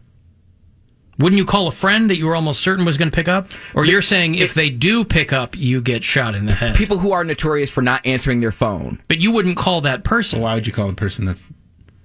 Because that was the meme. They're saying... Okay, so that they want you in this scenario to call someone that's going to send you to voicemail. This is why memes cannot be the next evolution of human language and I communication. feel like it's the new game of telephone. It's just something... It's just something, ironically, it's come full circle. Yes, it's explain your meme. It's just something to tag your friends in. Like, oh, Veronica's notorious for not picking up her phone. Like, every time I call you, it goes straight to voicemail. So is the meme gun to your head, which of your friends would never pick up their phone? Yes. Okay. Now we're getting somewhere. Like if I were to call my mom... How'd you do that? How'd you explain it so succinctly? Did you Google it? I'm a professional communicator, Bill. Okay. Like if I were to call my mom, she would not pick up the phone, and I'm like, okay, I could definitely call my mom, and I won't get shot. Right. So in the context of knowing who wouldn't pick up the phone, that's one thing. But gun to your head, you would not call anyone who would get you shot in the head, is my point. So I'd call information. Like, put me out of my misery. Is that even still a thing? Is information still a thing? Time and weather? Yeah, probably. Like you can call and there'll be a person at information? Man, I called all the time when I was in high school because I had a phone curfew of 9 o'clock, and if I knew someone was going to call me, I would call time. Well, yes, 25 years ago, this was a big thing. No, but, I'm super young, and this is very, very... Crazy. A phone curfew? Yeah. Like her phone had to be inside the house by 9 p.m. No, my phone was only inside the house. Well, that was the joke. I know. Yeah, but not... Yeah. We can't pillow talk. No. So wait, what was the method here? You would call I information. would call information or time and weather or whatever, and then they would beep in the other line, but the phone wouldn't ring in the house. Very clever. Really? Yep. Yeah. And that would work? Like a charm. Really? So you'd call information, you go, and you'd say what? Hey, could I have the number for... You don't talk to anybody. Talk to information. That's why I just said, is information even a thing? I don't know. I haven't called information in 30 years. Okay. Well, 20 years ago, you'd call time and weather, it would just update every minute. As time does. And you're just on that line, not talking to anybody. It's just an automated thing. And then the other line would beep in, like, I've got another call. Hold on a second. And that's how you'd be able to do the call click waiting over, thing and click over, Yeah, but no one downstairs would hear the phone ring. That's so they wouldn't sneaky. know that the phone was ringing. I see what you mean. Because I wasn't supposed to be on the phone. You had to have the one line occupied so your friend could call in. Ring. Yeah. See, we didn't have call waiting in my house. So it was just like if you were on the phone and somebody called you, you got a busy signal. So it was, we didn't I couldn't do any fun stuff like that. Right. Yeah. I was just this person with the phone ringing like, she said to call her. Yeah. What do you mean they moved away last weekend? That was not what I was exposed. And then when they finally pick up, it's just time and weather. Yeah. But is information still a thing? Like it probably is because people they go are city old. city and state, please. Yeah. Now, time and weather, I actually never called that, but I would call information. I guess they would put you with an operator, like 411. Yeah. You dial that and they go, because I would use that to like check like restaurant availability and stuff like that. Cody Brown presents memes for the blind. Yeah. Again, I don't know what that. I assume that's what you're talking about.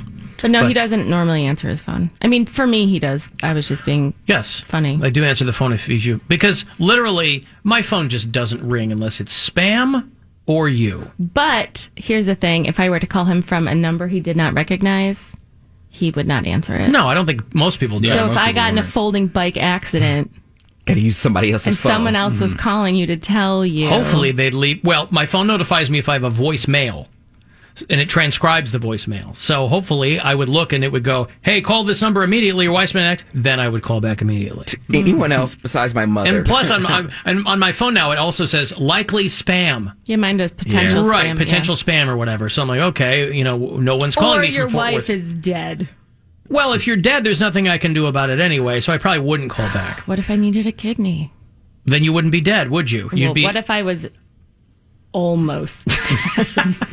What if you were I don't dead know. Let's adjacent? explore these scenarios when we come back. Yeah, I'm not going anywhere. I don't care if you answer your phone, to be honest with you. Do you care if I give you a kidney? We might not be a match. I'd be happy to give you a kidney. I'll give you both of them. You already gave her 2. That's true. I did. 2 kidneys. One kid knee. Yeah, but she's got 2 knees. Oh, she does have 2 knees. I just boy. like both of you very much. I don't need you to like that me. Tracks. If high gas prices are driving you insane, you may be ready for a Toyota hybrid. They have 10 different models, all with that legendary Toyota reliability. So lots to choose from. With lower emissions, you'll be doing the planet a solid. And there are 6 all-wheel drive models, so you can go to more of the places where good travel stories come from. Contact your local Toyota dealer, and they'll help you find your new hybrid. Or visit yourtoyotahybrid.com to learn more. Toyota, let's go places. The hooker made him nervous. Escort quality I'm an expensive whore. at hooker prices. The Alan Cox Show on 100.7 WMMS.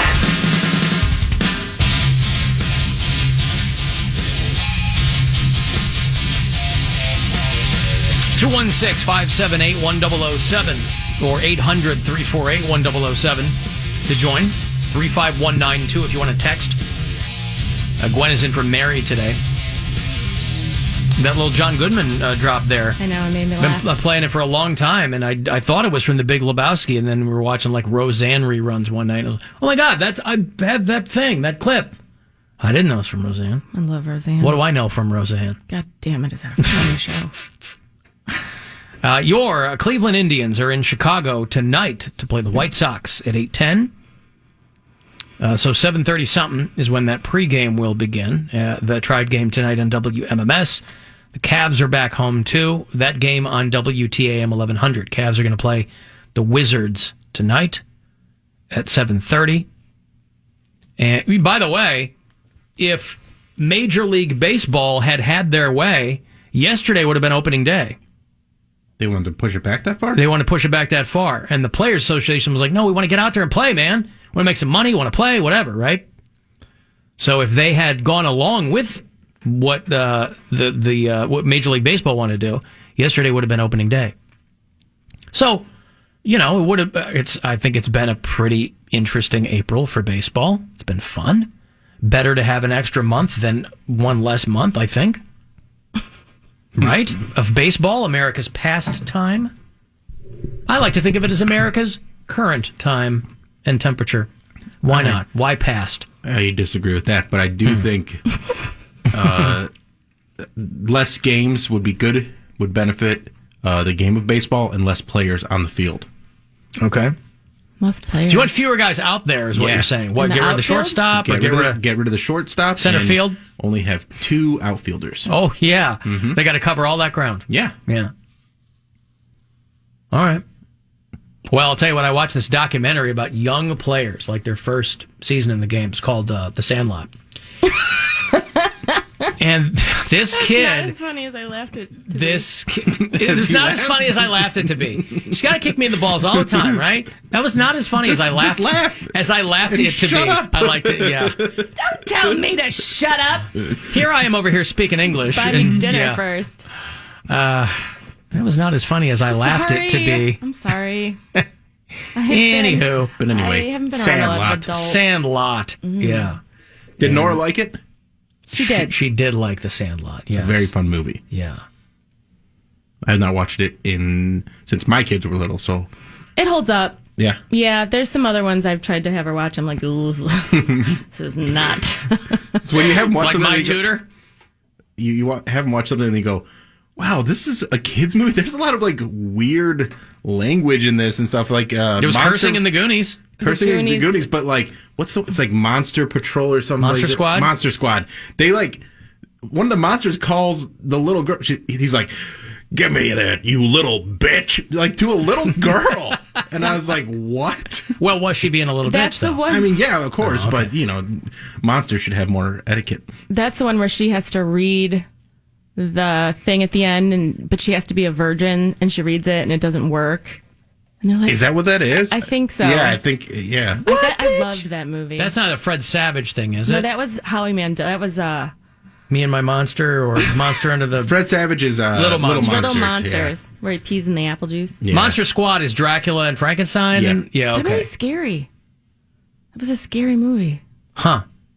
Yeah, then... 1987. A lot of virgin talk in some of those, like Hocus Yeah. Pocus. A lot of virgin talk in that. Right. And I was the like, a little virgin. kid, when I first came, I'm like, what's a virgin? And then my parents are like, all right, this movie's not for you guys.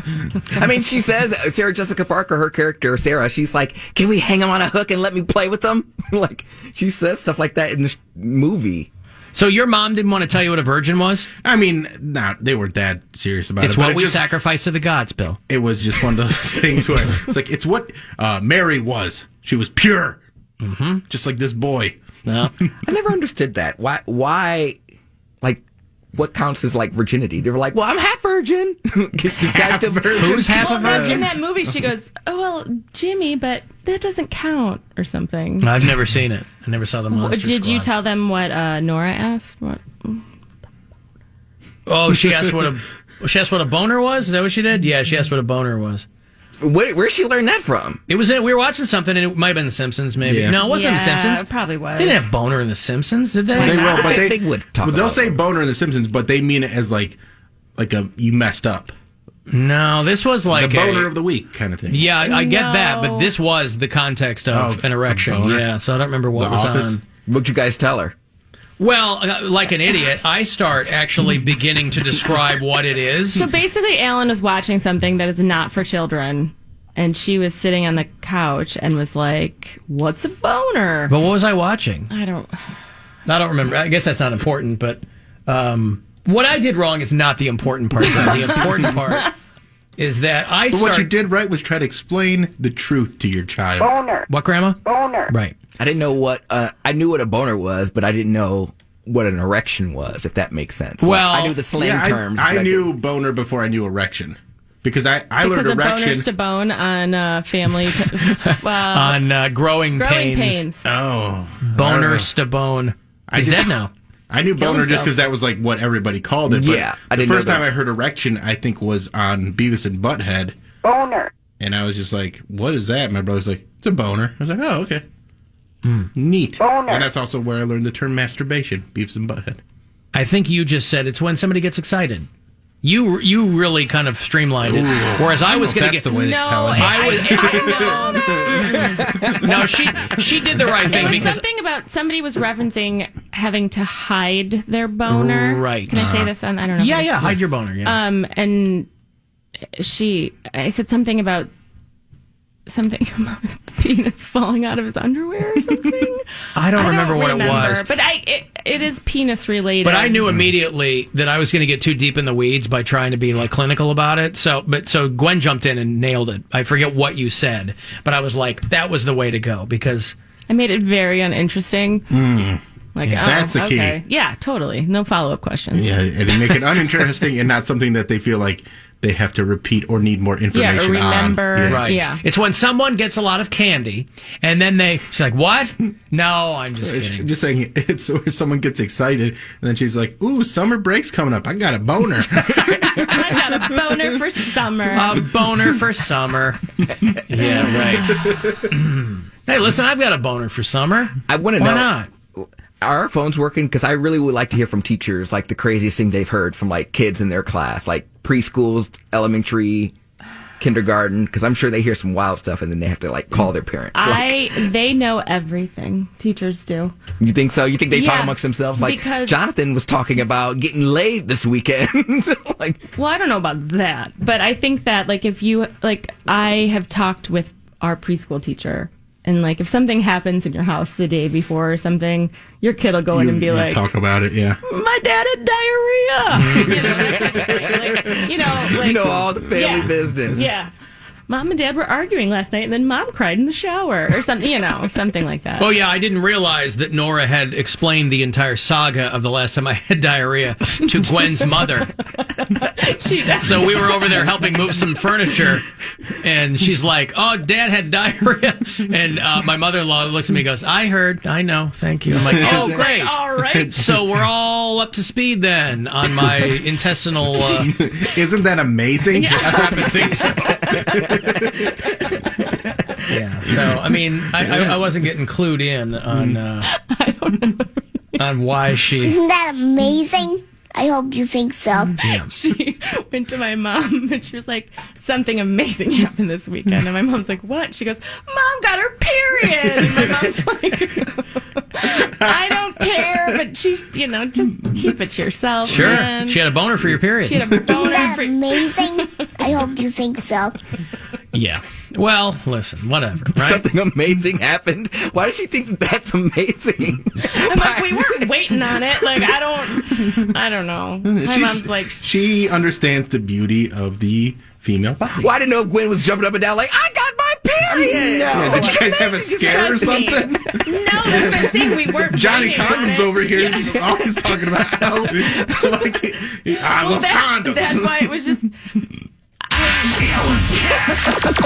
Super sperm. That's right. No, I You think gotta watch Nora it get out of the way. She just really sells it, because when she talks about Alan's diarrhea, she'll be like, "Well, that was the day that Daddy had diarrhea." And by the way, I've made it clear that I prefer diarrhea as a verb, not as a noun. So I'd rather have it referred to as someone diarrheaed all over the place. Diarrhea is funny. I don't have many rules at Casa Cox, but that's one of them. Diarrhea is only a verb in our house. You okay? Alan, my 6th grade students call each other jits all the time, which is prison slang for a young boy. So that started with one kid in the class, and then everybody started using it because someone made a friend on Call of Duty. Yeah, my dad did time out in Grafton. Hey, Dean. Wait, hold on. The phones haven't been working today. We'll find out. Dean, can you hear me? We brought in a Dean? policeman to talk to the kids about drugs and the dangers of drugs and. This one, he was talking about cocaine and different things, and when he started talking about cocaine, one of the kids raised his hand and said, hey, I think my dad uses that. He's like, no, it's probably something else. He goes, no, I think he sells it too. The cop was like, what's your dad's name again? It was the day that the Dare cop was in there. Right. Do you hear me, Dean, by the way? No. People aren't hearing me thank you, Dean. People aren't hearing me on the phones. I don't know what's going on I don't know today. what's going on either. But they're not hearing me, so... I let them know beforehand. Oh, thank you. Okay. Sounded like he was rested and ready. Mm-hmm. By the way, they arrested the people who kidnapped Lady Gaga's dogs. Oh, they found them? And one of them was the woman who tried to return the dogs for the reward. Obviously. You might recall back in February, I played the video for you.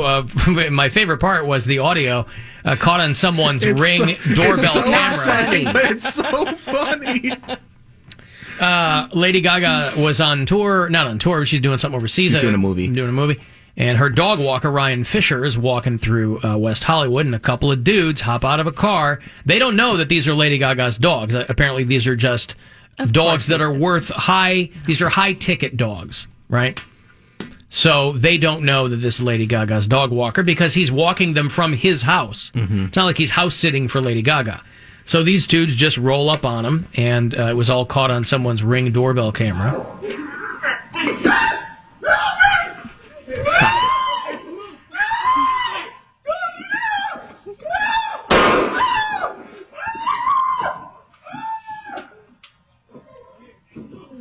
I give the guy credit for his screams pre-gunshot are the same as the ones post-gunshot. Yeah. Oh, was that the dog? No, that's the guy. Screaming, you mean? Or the dog? There's a little dog whimper there. One got away.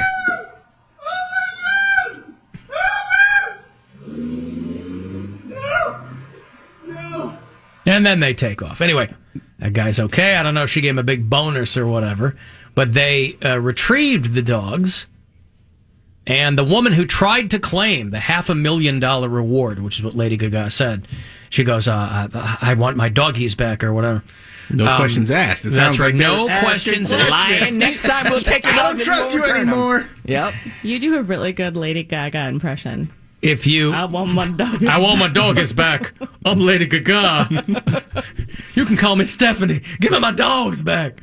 And the cops said that they don't believe any of these people knew that the dogs were just their bad luck that they stole the dogs of somebody who then turned around and turned it into a big news story. You're willing to kill somebody to steal dogs. That's a bad person.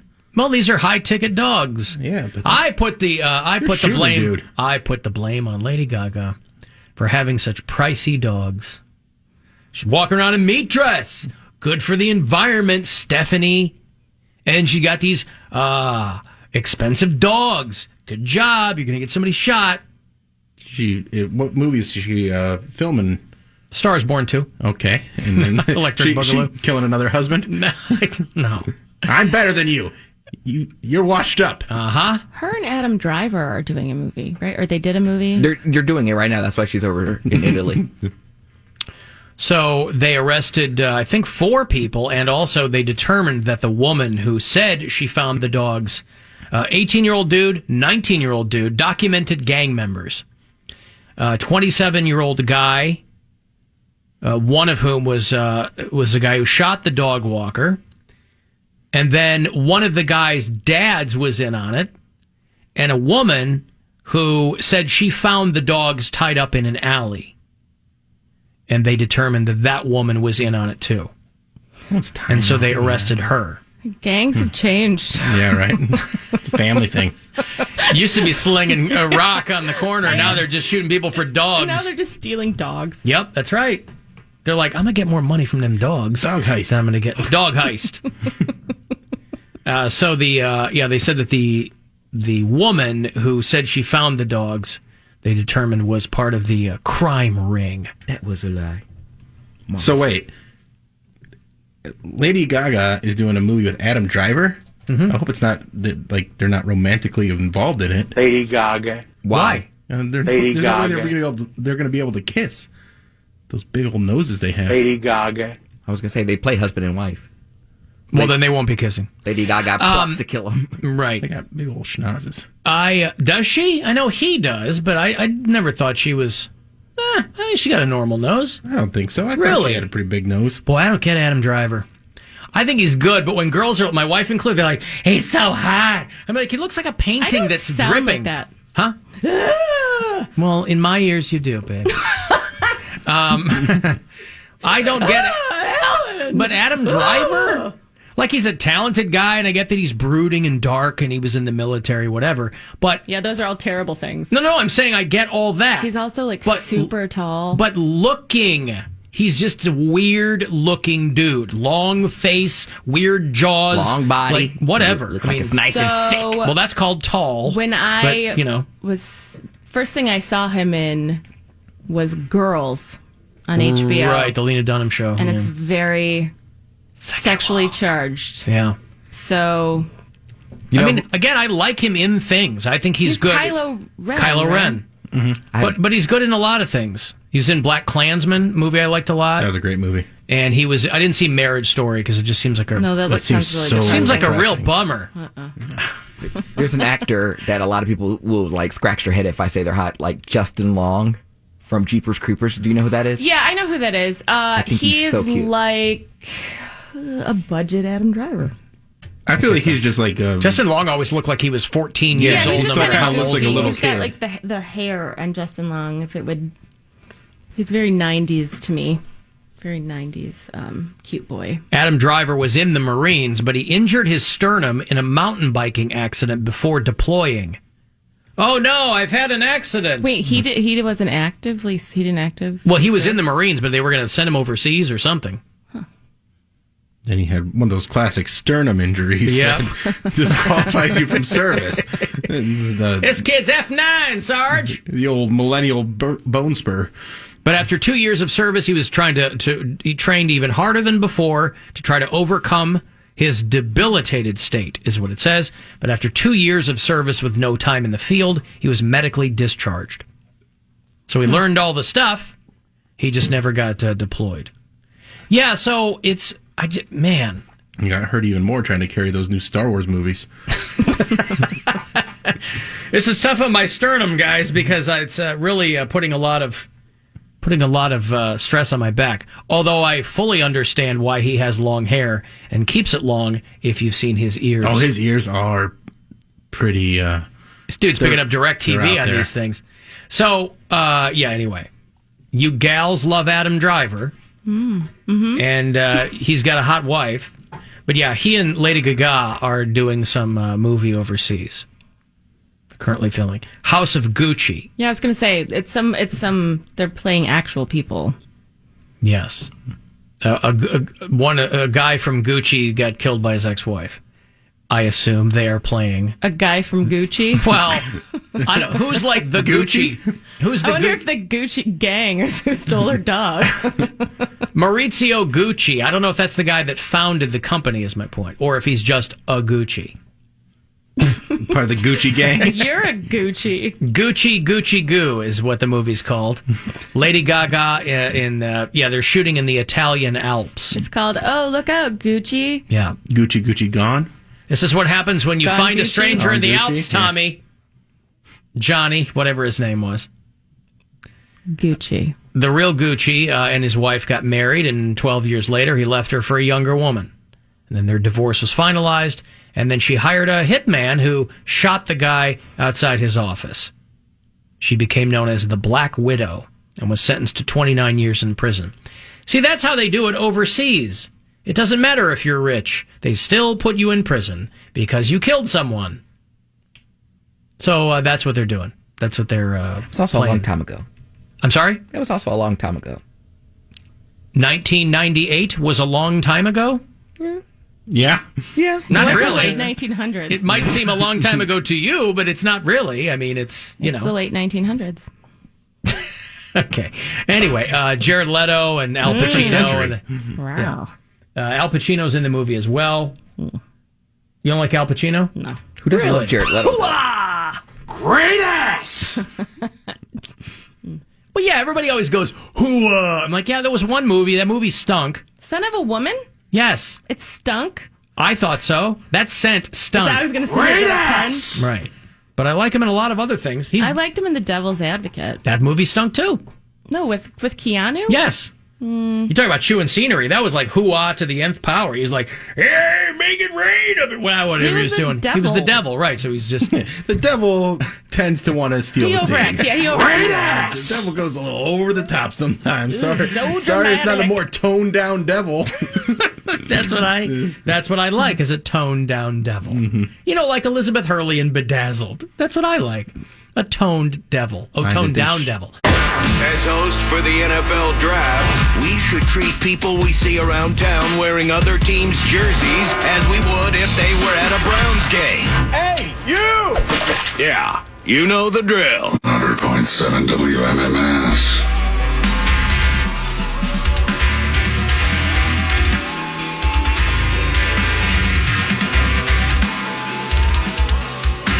$35192 to text. You can always leave us a message, by the way. If for some reason I can't hear people on the phone today, or they can't hear me, I can hear them. After hours line, you can always drop a message there. 216-986-8903. Gwen is in for Mary, who is out today. Hi. Hi.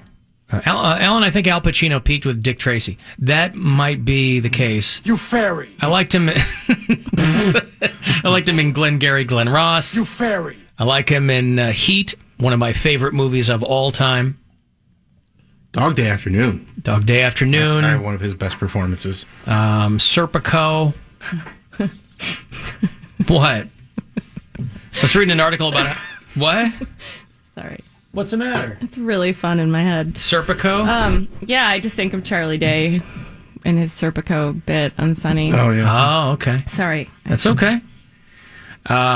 I was reading an article about how basically Robert De Niro's ex-wife keeps trying to take him to the cleaners, and that's basically why he's doing every movie that comes. He's like Nicolas Cage in 30 years. De Niro will basically do any script you give him because he needs to make money. And I guess the past year was especially difficult because his ex-wife just keeps trying to get more and more and more. How does she keep going back? Well, a couple of times the judge has ruled in De Niro's favor, but they were married a long time. He said that they had everything ironed out, but she just keeps going back to court. I don't know. But the crux of the story I read was that this dude is not as, he's had some restaurant, he's invested in some restaurants, so COVID was not good for where this guy was invested, I guess. And so basically that's why Robert De Niro is just making whatever comes across his plate. So well, can we get a dirty grandpa too? He's not bad grandpa, he's dirty grandpa. Dirty grandpa. Yeah. Is that with Zac Efron? Yep. Dirty grandpa, yeah. And Erica was raving about it. She's like, it's the funniest movie. And then we watched it and we're like, huh? Yeah, I didn't watch it. I don't think I've seen it. I feel like you watched it and turned it off, and I feel like I trudged through it, but it was just like, meh. It's old guy doing pervy stuff. Yeah. And it's also like, it came out right around the time of like the Me Too movement really heating up, so it's like, I don't know. Didn't really hit me. So De Niro is saying that, because listen, if you're married to Robert De Niro for as long as she was, Grace Hightower, it's the old Chris Rock bit, You've become accustomed to a certain way of life. And so that's what a lot of these women with rich husbands will be like, well, listen, this is how I've lived for the past 35 years, and I can't be expected to blah, blah, blah. And Robert De Niro said that his ex-wife's, her lifestyle is far too lavish. That we all got to cut back this year. Why should I have to pay for all this stuff? His manager says that's basically why he's been forced to take every project that comes along. Because his ex-wife just spends too much money. And so he's doing like overseas commercials for American Express. Shopping. And women be shopping. And they do it with American Express. What are you doing? I'm shaking the bucket. Yeah, she's shaking the bucket, all right. Speaking of shopping. Yeah. Am I boring you? What's going on? Are you okay? No. She's over there shaking the bucket. I want to do the bucket thing. I know. You don't want to? No, I don't care. No, clearly you do. It's like having 2 pound cakes here. What, you should That's take a dream come true. So, see? Last time Gwen was here, we pulled out we had the we haven't done this in a long time. We used to do it a lot. I don't feel like we did it a lot because you weren't in a lot, and we only did it with you. We've done it 4 or 5 times. The punchline bucket? The punchline bucket, these are pre-written punchlines, and then we try to work them into the conversation. Right. So as we're talking about different topics, we'll, draw the punchline and make that, try and shoehorn it in and make it smooth. Right. Did you already draw some? I don't know, Captain Fun over here is having a real tough time with this. I'm not. I just want to. I don't think he's having a tough time with this. I think the way you brought up the bucket thing. I'm in the middle of the problem. I'm mid-sentence, and there's a bucket being shaken into a mic. Mid-sentence. No, mid-thought. Bill. Mid-monologue. Different. When are you not mid? Bill said, "Women be shopping," and it made me think of a punchline bucket. So I was like, "Hey, go ahead, pull one out." I got one. Who has to work it in then? We all pull one. My first one is, wouldn't have hurt so much if they had shaved that day. There you go. I'll grab one. Okay. So then you've got to work that in, Yes. is what you're saying. And then, Alan, you can choose one, too. I picked 2. I thought we were supposed to choose 2. Well, if you do the first one, you can pick a second you're in one. the other room, so you got, yeah. Okay. Oh, this is going to be so terrible. You hate this. Who, me? Yeah. Why? What do you mean? I don't know. And that's how you make gravy. I feel like you got that last time, now that I'm kind of remembering how... Well, it's been a few years. I guess that makes a baker's dozen. Okay, well, right. So these are the punchlines that we've got to work What's in at some Cody's? point. Okay, what's one of yours? Oh, what's one of mine? Yeah. And they were never heard from again. Okay. All right. Well, there you go. And so we will continue on with the show and see if we can work in our punchlines without making it too, and without shoehorning it too hard. Oh, I'll be shoehorning mine in. I'll probably shoehorn about 13 jokes into the show today. I guess that makes a baker's dozen. And they were never heard from again. Done. Nailed it. We did it already. What's yours? And then she filed for divorce. She remembered. That's why I'll have to keep working. Mm-hmm. I won't be able to turn any projects down. Yeah, I live a lavish lifestyle. Lavisher That's than how you you pull would. up in the Mercedes truck. Yeah, right. Drinking my Schmint water. Are the cicadas out yet? I do you hear them? I haven't heard them They're yet. coming at the end of May. Oh, okay. End of May. Because worms are also going to be around, too. Yeah, they're never around. Well, a particular kind, they're calling them... Look out for the worm! Is this the 17-year worm? These are the crazy worms, is what they're calling them. And they are in 15 states, including Ohio. Tell us more. No, seriously, I want to know, because... They look like normal earthworms, but they can jump. A jumping worm? I don't like a jumping worm whatsoever. Now you're paying attention, aren't you? So, again, I don't know. Maybe we'll find out how they do that. And can they jumping worms? And can they jump from either end? I need a video. Well, let's see if we can learn together. These are worms that they have found in the forests of 15 states, and the headline of this story says, "Scientists are worried because they look like normal earthworms." But then they jump. But then they can jump. I mean, they don't The do Mac Dad will anything. make you... How high? Jump. How high? Well, let's see if we can find out. Crazy jumping worm. These are also called snake worms. They're also called Asian jumping worms. And they're also called Alabama jumpers. So you bureau chiefs in the great state of Alabama, this is old news to you. Alabama jumpers. But they are, they have been cited in 15 states, including the Buckeye State. Well, we better actually have some sightings of these, because I don't want it to be like the murder hornets last year, where they got us all hyped up about some murder hornets, and then we got nothing. Yeah, but the murder hornets were never going to attack humans. They were going to attack other insects. So people were getting freaked out about the murder hornets, but if you dug in, you were like, oh, they don't want us. Murder hornets they were set to murder bees and wasps, I think, or something. So murder hornets were never going to be our problem. I don't think I knew that. The cicadas, the Alabama jumping worms, those are going to be our problem once they become the Ohio jumping worms. Worms are You've had them gross. You've had them to yourself for too long, Alabama. Sorry. They resemble common earthworms. Somebody might be listening right now who has seen one of these things. I'm watching a YouTube video to There's see a if video? they can jump, yeah. And I don't think they jump all that high. Well, that matters. Once they hatch, they devour. The reason they're worried is because they devour all the nutrients in the topsoil, and then they leave behind a loose, grainy mess. While they jump? Is it like a jump poop? And then they... It's rocket fuel. Yeah, and then... So this doesn't say how high they jump, but I think when it comes to worms, does that really matter? It does. I think so. I mean, obviously, the less high they can jump, the lower they can jump, the happier everyone will be. But if you saw a worm jumping, that would make you a little But nervous. what constitutes a jump? Like, is it the entire body off the ground? Yes, entire body comes off the ground. Do they go over things? That I don't... Well, they can already do that on the ground. You mean jump over things. Yeah. Can they... Well, they're not hurdlers. They're just jumpers. Yeah, but I can jump over something and not hurdle it. Well, That's what I'm asking. The definition of jump is too loose. No, just like the loose, grainy mess that the Alabama jumper leaves behind that resembles coffee grounds. So ecologists around the country are concerned. What brought these jumpers? The climate, who knows? You know, there are things everywhere now that aren't indigenous to that area or not even supposed to be there. Although these first got over here in the 19th century. Yeah, and these So- aren't, they're not really jumping. They more slither and like quickly. Like I'm watching a video of them here, and they're not going to be anything that you have to worry about, like jumping on you.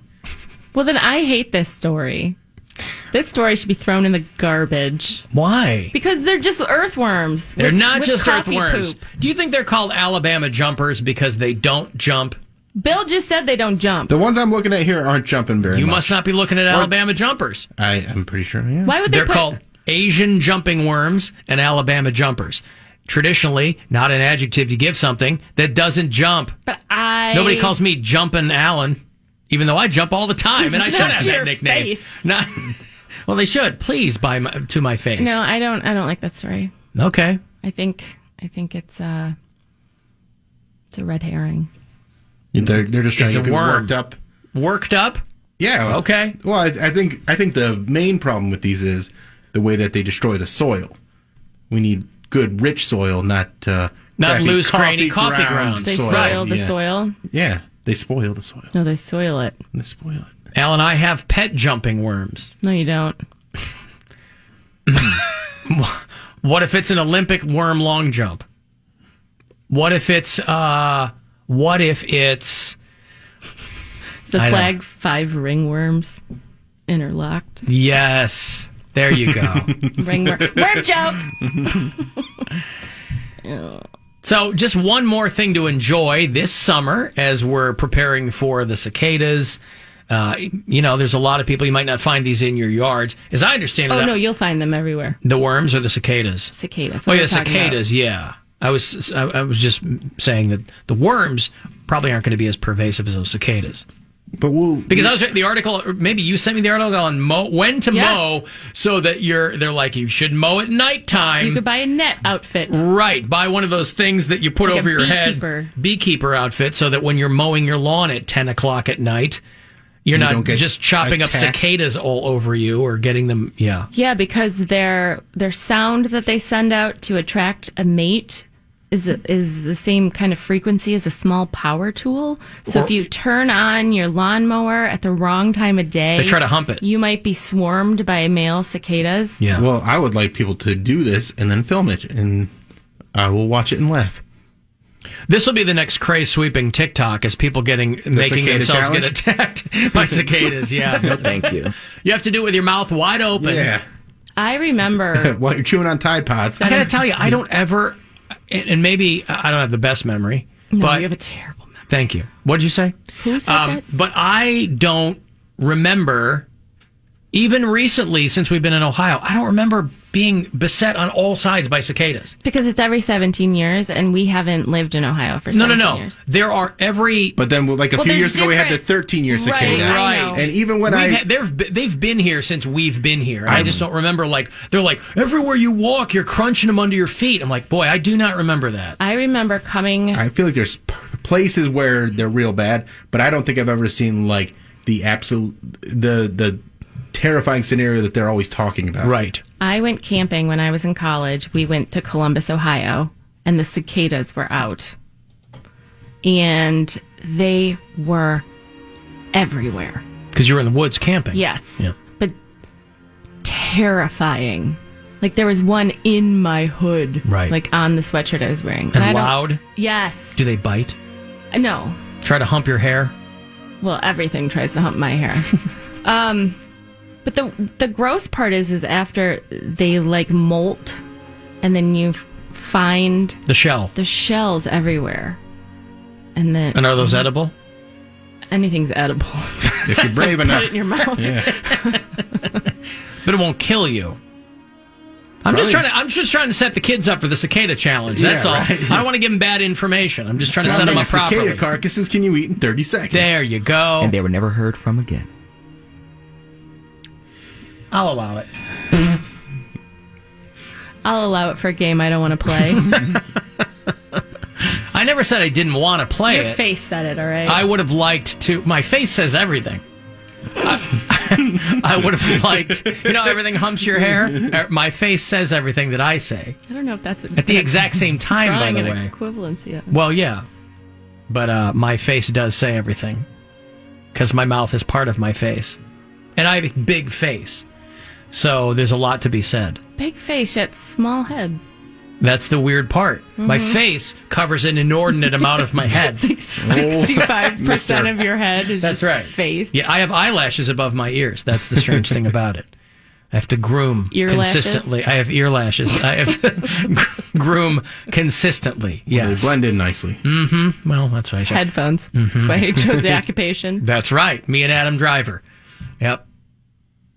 Are y'all confusing cicadas with mayflies? No, we are not. Nope. This is Mayflies I've definitely those suck too. Been swarmed by. Like those are horrible some years. Yes, those are the midges. Yeah. Same thing. Yeah, those suck. Well, no, there's the midges, and then there's the mayflies. I feel like are bigger, and they'll like cover like, especially around August or September, they'll just like cover everything. But the midges are like smaller, and they just kind of swarm around. The midges look more like mosquitoes. Yeah. Whereas the Canadian soldiers, Yeah, they're more of like a... or almost mayflies.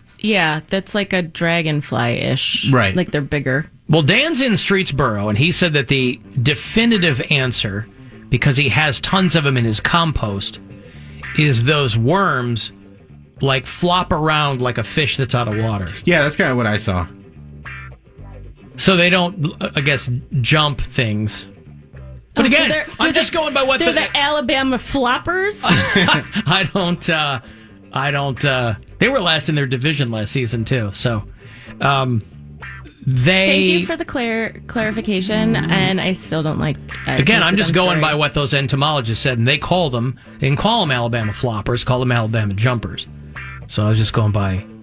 All I know is the information. I feel like I need more information. They've given me. All right. Well, I trust Dan in Streetsboro. He flopping around worms, floppy worms, flopping around worms, and that's how you make gravy. All right, 2 down, 2 to go. Our phone operators are standing by with their thumbs up their asses, waiting for you to call. So call. Call the Alan Cox Show. 216-578-1007 or 1-800-348-1007.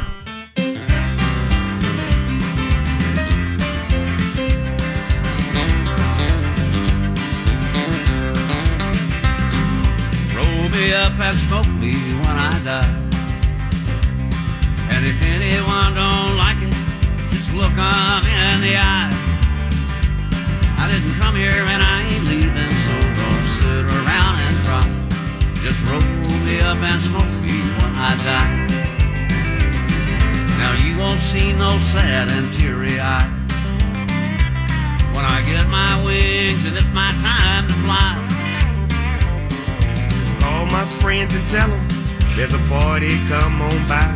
Now just roll me up and smoke me when I die. Roll me up and smoke me when I die. And if anyone don't like it, just look them in the eye. I didn't come here and I ain't leaving, so don't sit around and cry.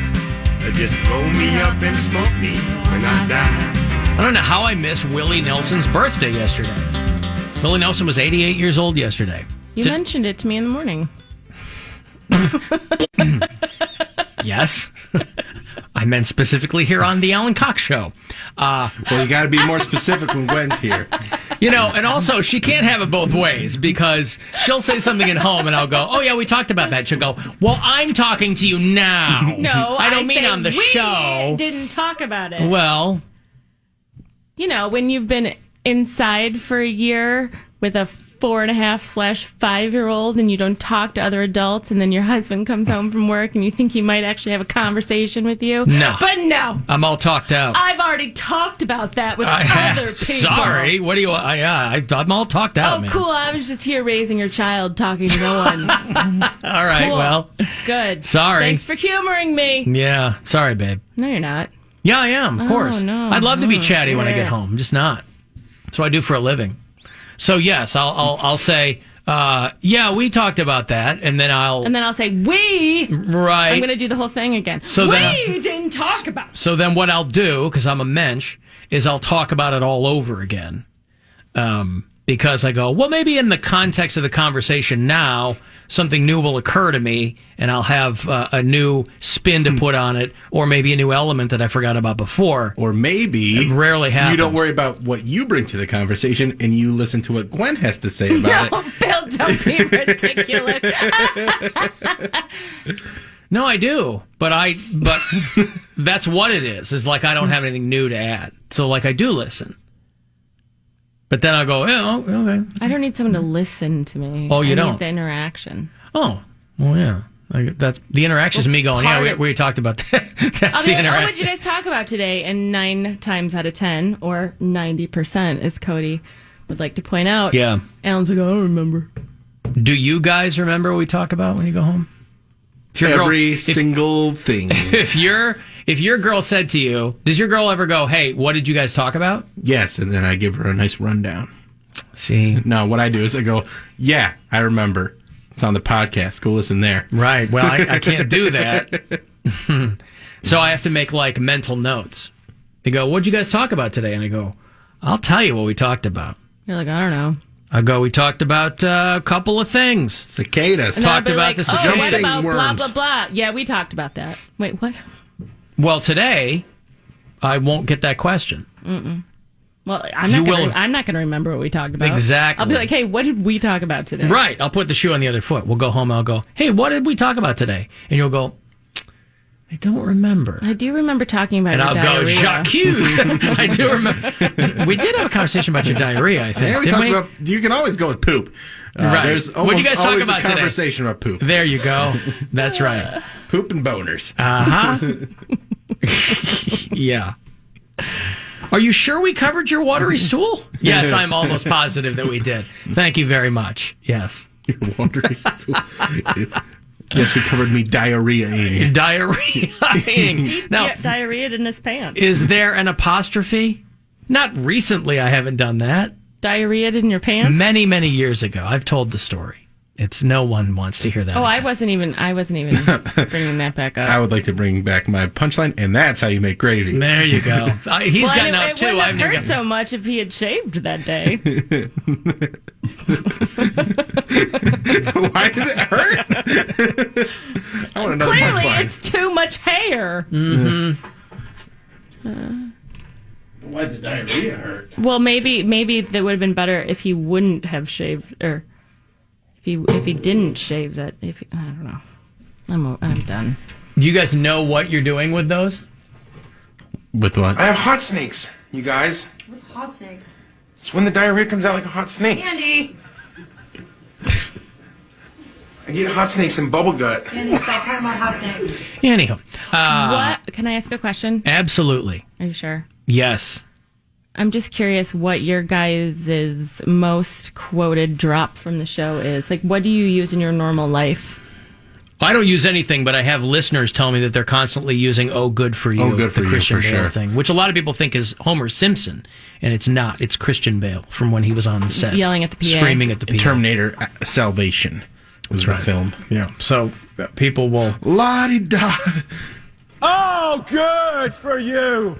Well, what about Bill, and do you guys... Mine's good for you, or too much pound cake. But that you use that in your life, or no, I'll use "Oh, good for you" quite a bit, and I think that's probably the one Really? I use the most. Yeah, because it's just funny. Yeah, I understand. Especially because like my girlfriend does listen to the show, so like what's if that she like? says something like that, and she goes, "Oh, it's nice because like we don't live together," and I keep we get thinking to you have our do live space. together. No, You don't. no. Yeah. Okay. And poor Bill's like, listen to my podcast, too. And she's like, oh, how much do I have to listen to? And then She Bill's like, does I'm it- also at Hilarities on Saturday. And she's like, Yeah, I only have She one does, show, yeah. and Too much pound cake. what drop do you use? Afternoon white people.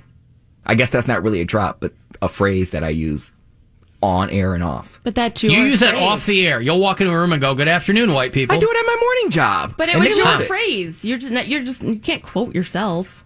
He does. He can, have you yeah. met Pound Cake? He will watch the segments back of him doing well. He's if doing- he kicks ass in a segment, he is the first one to get back on the live stream and watch it and just go, Yeah, I mean, there's really not a phrase on this show that I use in my everyday life other than quotes from me. I can think of one. There's too many. But I'm saying there's too many quotes on in this show that I don't like to use, like the molest children one. And yes, you don't like to use that at your morning job? Hey, white people, I molest children. But I'm just kidding. Don't you have to do that when you get into like a new neighborhood? Yeah, I was going to say door to door. I'm saying that wasn't a phrase that I used. I was explaining something. It was taken completely out of context, and then hey, I molest children, and used it. So I don't think that counts as a drop for me because I didn't naturally record that one. Yes, I found that context is rarely what you want for comedy. And a drop. Yeah. Yeah. So he tries out stuff on his morning job first and then brings it here, is what he's trying to say. Does he ever talk about, like... Why do you work with so many white people? Trans people or anything? I don't think so. No. Trans people ruined everything. Oh, right. You were right, Bill. You were right. So insensitive. I forgot. And then, do you ever do, like, your animal noises at your morning job? They hear them. Oh, they do. Your sick horse. I think I was there that By day. the way, I didn't even realize so many things have been postponed or canceled or whatever that I feel like everybody has wiped their calendar clean. The Kentucky Derby is tomorrow. Oh, yeah. I had no clue. And I saw an ad for it. I was like, okay. Like the Oscars. Didn't know they were on until day of. We need to make mint juleps. Okay. Wear hats. We went to like one Kentucky Derby party 13 years ago or something. I've been to more. Is it fun? That's why I said we. It can be. Depends on who's having the party. And who's doing the horse noises. That's how most things go. Growing up, my dad used to go to the Kentucky Derby with like his guy friends and would always bring home commemorative glasses. Meanwhile, he's getting, Back in like super drunk in the infield. Like lockdown last year, I was gambling on horse races, and it was very fun, and I made like $800. Really? Yeah. Wow. Like the first bet I did, I didn't know what I was doing. Off-track betting? Yeah. That's what you were doing? Yeah, and I the first bet that I placed, I won, and that one I won like $500 right off the rip, and I was like, cool, this is easy. And then it was kind of up and down after that, but I had some big, some decent wins. And then I have a friend that... Because I don't think you can do on-track betting. I think it's all off-track. If you go to the track, it's not called off-track betting. Smart ass. That's at-track betting. That's ATB. Well, and you want to talk to him when he gets home? Yeah, see? I don't know. See, this is the dilemma. Do I not talk to anybody but a 5-year-old, or do I talk to a grown 5-year-old and a real 5-year-old? And a grown 5-year-old. Can't you be like those awful people that just walk around and have phone conversations all the time on speakerphone? I don't even want to get into him on his phone. I'm always on my phone. Because I'm always. Is he talking on the phone? No, I'm not talking. I'm on my phone because I'm always preparing for the next show. Because that's how you succeed. Well, let me just say, today it shows. Was that an insult? Was that an insult? Just feels very prepared today. Oh, all right. So many insults. No, it's an... Go ahead. It's what? Do it. Say it, Gwen. Yeah. Say it. No. Don't leave us hanging. No, it's fine. The Kentucky Derby. It's not an insult. It's an... outsult. Thank you. All right. I guess that makes a baker's dozen. That was good. That was very good. No, it wasn't very good. I liked it. It wasn't. No, it wasn't. I enjoyed Just it. wanted to get it out. There's a horse named Soup and Sandwich. Somebody was ranking the Kentucky Derby horse names. And everybody hates Soup and Sandwich, but I like it. Not Super Sandwich. Not Super Sandwich.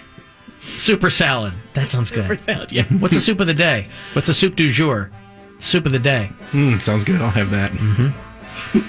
My favorite horse name is Hoof-Hearted. Hoof-Hearted. That's a great name. My grandpa's joke. And it's everyone's grandpa's joke. I get it, but... My grandpa didn't believe in jokes. Well... He didn't believe Joke's in on them. you. Out of all the things he did believe in, he didn't believe in jokes. Yeah. Wow, that's amazing. He believed in magic underwear I hope and you think so. gold plates, just not jokes. There's no room for joking right. when I'm trying to get into heaven. There you go. There's trying to get my own planet. no You think comedy that's in heaven. Some sort of ha-ha situation? No joking in heaven. Who would want an afterlife with no joking in heaven? Man, who knew that it was such a grim place? He was in the FBI, so he's a serious man. He was in the FBI? Yeah. Really? Was he a field agent, or was he? I don't remember exactly what he did, but he worked with Herbert Hoover. Like he was doing stuff for a while. Herbie? Yeah. Herbie Hoover? Hooves? Yeah. Herbie Hooves, yeah. He shopped for his garter and stockings. Was he- Send him out on missions. Was he from here? Herbert Hoover? I don't think so. He when Herbert he was working Squire. for them, I think he was in Arizona. Oh. But I think he was born in Arizona, but he bounced back and forth between Utah, Arizona, and Ohio. So he probably had no problem getting that gig, because you got to be squeaky clean to get in the FBI, right? Yeah. I mean, allegedly. Well, he was in like the Navy, I think, and then from there went into the FBI, retired from that, and then was the head of security for Sherwin-Williams, keeping the paint safe. I was going to say, who knew they had a head of security at Sherwin-Williams? Well, just like all, the Drop that internal bucket, sir. documents and stuff like that. I So, see. yeah. Okay. He didn't let the paint secrets get out. Right. Oh my God! This is how they make Secret dark. recipes. This is how they make dark blue. Here's the list of ingredients for ecru and pink. Well, there's a large FBI contingency in. Well, there's a field Cleveland. office here. Yeah. Not everybody's got a field office. They probably was don't? I here thought then. every major city had one. I mean, every major city does. Because that but, building I mean, is huge. I mean, like, it's... But I was surprised when I saw that when we first came here. Not every city has a field office. I mean, Isn't it right next to the film commission? Nearby. it's on the lakefront, I thought. It's on the same street as the film commission, I think. I mean, downtown's not that big, as we've discussed with the skyline. So, well, the film commission now, you mean? I guess back then. It's on the same street as, like, that... Never mind. It doesn't matter. The hotel. Mm-hmm. It's on the same street as a hotel. The hotel. There you The go. hotel. Really In zeroed our in. skyline. Yeah. It's called the hotel.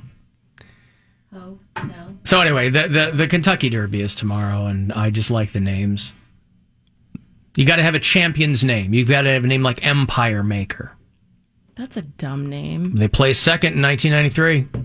I like names that are funny. Jambalaya Jazz. There's Hey, another that's winner. a good There you one. go. Jambalaya. Alabama Flopper. Alabama Flopper comes around the corner in the stretch. Somebody, a list of the worst names. That's What I'm Talking About was one of the. It did not have a good year in 2003. That's what I'm talking. One word. That's What I'm Talking About was the horse's name. In 1921, there was a horse called Black Servant. And you got to figure, even in 1921, that wasn't a good name for a horse. Here comes Black Servant with my iced tea. There was a horse named Gatch, which just sounds like an insult. That's the best name ever. Gatch. Gatch. Gatch. Yeah. What did the teacher Killer say? Diller. That was 1990. Killer Diller and Sinister Minister. Those were a couple of horses. Sinister Minister sounds like a band name you would pick. What? Sounds like one of the guys in the Suicide Squad. What was the term that teacher said her kids call each other? Jit. Jit. Mm-hmm. Jit and Gatch. More prison slang for young men. Clank, Gitchin. Yeah. But I don't see Hoof-Hearted on here, which is a good one. Lost Cause. You don't want to name your... Again, you want a champion. Should all bet on a horse. Huh? Should all bet on a horse for tomorrow. Yeah, we should. I don't even know the ones that are in tomorrow. We got Hot Rod Charlie. I saw Hot Rod Charlie. Read 'em out. Bourbon. We got Known Agenda. Hot Rod Charlie is like these 5 guys who went to college together, and one of their dads... Bought them a horse? Well, no, one of their dads... Yeah, because I think they're rich. But one of their dads was like a vet tech or something, or was in the horse business, and they all went in on a horse. And now it's like the favorite to win the Kentucky Derby. What is it? Good Time Charlie. Hot Rod Charlie. Hot Rod Hot Charlie. Rod Charlie. There's, all right, Known Agenda. Like the King. Brooklyn Strong. Keep Me in Mind. All one word. Keep me in mind. Like Saint that? Hood. No. Oh. I'll Have Another. Oh, Bezos. Mandalone. Medina Spirit. Ooh, that's probably good. Medina Spirit. 1901 I odds. think it's speaking to you.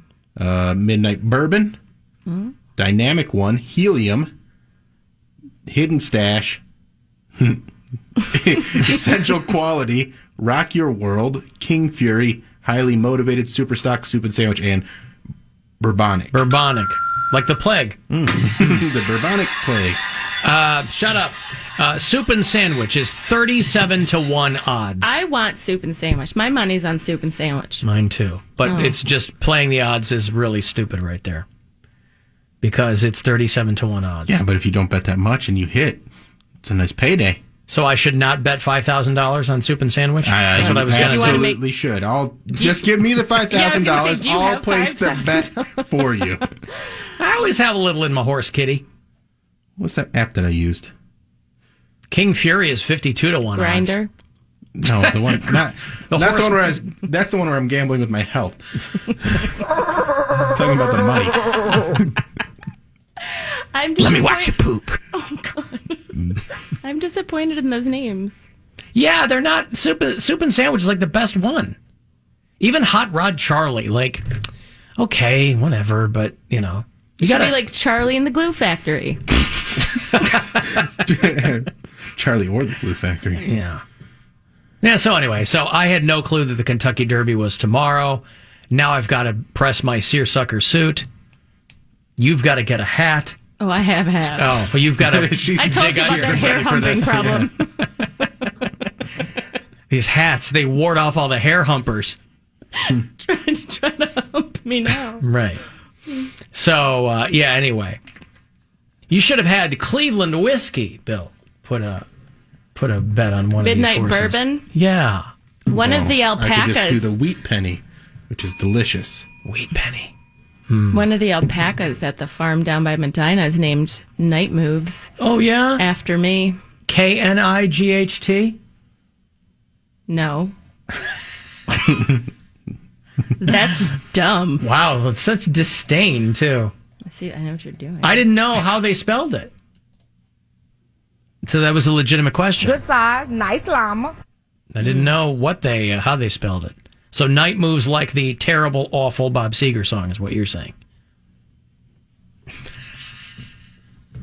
I mean, the great, amazing song from Robert Seger Esquire from Detroit, Michigan. Right? It's like, what'd you guys talk about today? I don't remember. Someone badmouthed Bob Seger, and things got weird. They didn't get weird. I'm playing around. She want to have some fun. I'm having some fun. Didn't you want to have some fun? I'm having so much fun. I know. I'm having fun. Do you want some whiskey? I didn't want to talk over you. I'm having some fun. I was letting you have your thing, your time. Oh. Your thing. My thing. I was letting you have your thing. Thanks, honey. From the center of the football universe for the 2021 NFL Draft, this is the Buzzard, reminding you that Pittsburgh's big and Steelers fans eat of for breakfast. Wow. Why did they bleep out all those nice words? Seems Steelers fans don't deserve them. Counterintuitive. 216-578-1007. You might want to try the after hours line, though. Haven't been having much luck hearing people on the phones today. I will have another $1,000, though, for you in about 7 or 8 minutes. 5:30 is the next chance for you to go fund yourself with a grand. Tribe game tonight. They are in Chicago to play the White Sox, so that is an 8:10 first pitch here on WMMS. So 7:30 something is when that pregame will get going. Next week, by the way, I will have tickets for you to see Machine Gun Kelly at the Romo Fijo. He announced the tickets on my Downfall tour. He's going to play a hometown show on the 18th of December. He's closing out the NFL draft here in town tomorrow night, but he'll be doing the Christmas right before Christmas on Saturday, December the 18th. Why does that date sound so familiar? December the 18th. What happens on December the 18th? The MGK show. I'm going to check my calendar. December the 18th, because it's right before Christmas. We're and off. right after someone's birthday. Right after. It's a day My dad's after. birthday. 2 days after my dad's birthday. It's 2 days after. But it's a day after Gwen's birthday is what I was thinking of. That's what I was thinking of. Oh, yeah. Is that what we were doing? Harmonica Day. That's You know what I what? like to call it. I tried, and You tried to act like you forgot my birthday? I tried, yes. Good job. With the harmonica, I tried. Tried the harmonica. Oh. It didn't go over very well. Gwen, are you? I feel like that one's on Gwen. You could have learned to play that harmonica. It wasn't on her. I just misunderstood her. Are you a Sagittarius? I am. Okay. But don't ask Alan because he doesn't know. And he doesn't care. Well, we were just having this conversation. He's Yeah. like, what are you? A Taurus? No, what are you? Well, knowing someone's birthday is different than memorizing a clock of nonsense in the zodiac. And I didn't know. My dad's birthday is January, so I knew that was Aquarius. My mom's birthday is November, so I knew it was a Scorpio. Because my mom couldn't stop telling us when we were growing up how Scorpios are all sexy. I don't know why she told us that. That's so weird. And my birthday's in June, so I'm a Cancer. I didn't know what December was. And also the way his mom's so like soft spoken and sweet. Hi, honey. Do you know Scorpios are sexy? Yeah, thanks, Mom. What? Face is mortified. I am mortified. No, please. We had a very open. Mortified. It's just a very strange Very thing. open. I have a very strange, open family. Virgos are very passionate, loyal. I have a brother whose birthday is in October. How so sexy is it? He's a Libra, I think. But I didn't know what December was. It's fine. I know. It doesn't sound like it was fine. It sounds like that you were okay. My most compatible I sign. didn't want you to be concerned about it. Is your boyfriend a Taurus? No, he's a Virgo. Oh, no. I was like, how do you know about my boyfriend? Good cover, pound cake. Thank you. Thanks for picking that up. No, I don't know the. I don't know the what signs correspond to It's fine. I know. what I month. know. And You were just pretending like you didn't remember my birthday, and then there was this whole thing. And we were having fun. Oh, we're having some fun. Were? Yes. We were. Aw. Was it not fun for me to pretend that I couldn't remember when your birthday was? Wasn't that a little fun? Fun? Well, because I clearly know when it is. Right. Right? Mm-hmm. I mean, I don't think it was fun. Like, if you were to say you couldn't remember when my birthday was, that would be funny. No. It wouldn't? I mean, wouldn't it? I mean, do better, right? Well, I'm not saying it's the funniest goddamn thing that ever happened, but I mean, it's not the height of hilarity, but we're working in increments here, man, you know? I mean, I guess. We're working in It's tiny all right. we're working in tiny miracles here on the It's show. all I mean, right. it wasn't as funny as it is now. I mean, Bill had to end it. He didn't have to. He wanted to. I decided to. It could. It was a good. Made an executive decision. Right. Hmm. So, Sagittarius. And what is that? Wild, spontaneous. No. Archer. Archer. I didn't know what the symbol was. Oh. Like for... Fire sign. Okay. An archer is a fire sign? Right? And I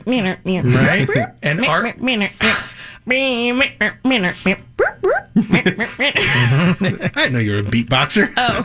Uh-huh. Maybe you've seen my movie Police Academy 94. Do you remember that? No. No, I didn't know. That guy who made all those noises. With Michael Winslow. Oh, yeah, the dad on Family Matters. No, that's Carl Winslow. Oh, what? I didn't know that an archer was a fire sign, is all I'm saying. Archer is also Bob Burger. Bob's Burgers. Bob's Burgers? The same voice guy. Yes. It all comes together. Full circle. And he is a Libra. Oh, well, good to know. I don't know. I don't know anything about those dumb signs. I don't even know what. I don't know what. I didn't know there was like a picture that went with it. Well, they're.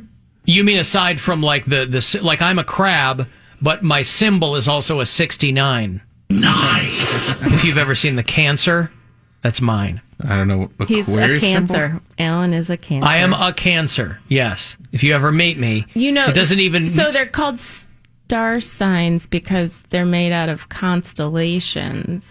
Did you know that part? Not really. Mm. Nice. I really go out. Mine's 2 sideways lightning bolts. Oh, you're a Bowie. An Aquarius. I am Star Child. Yeah, that's it. Anywho. Yeah, I don't know. I mean, I don't know the corresponding zodiac symbols.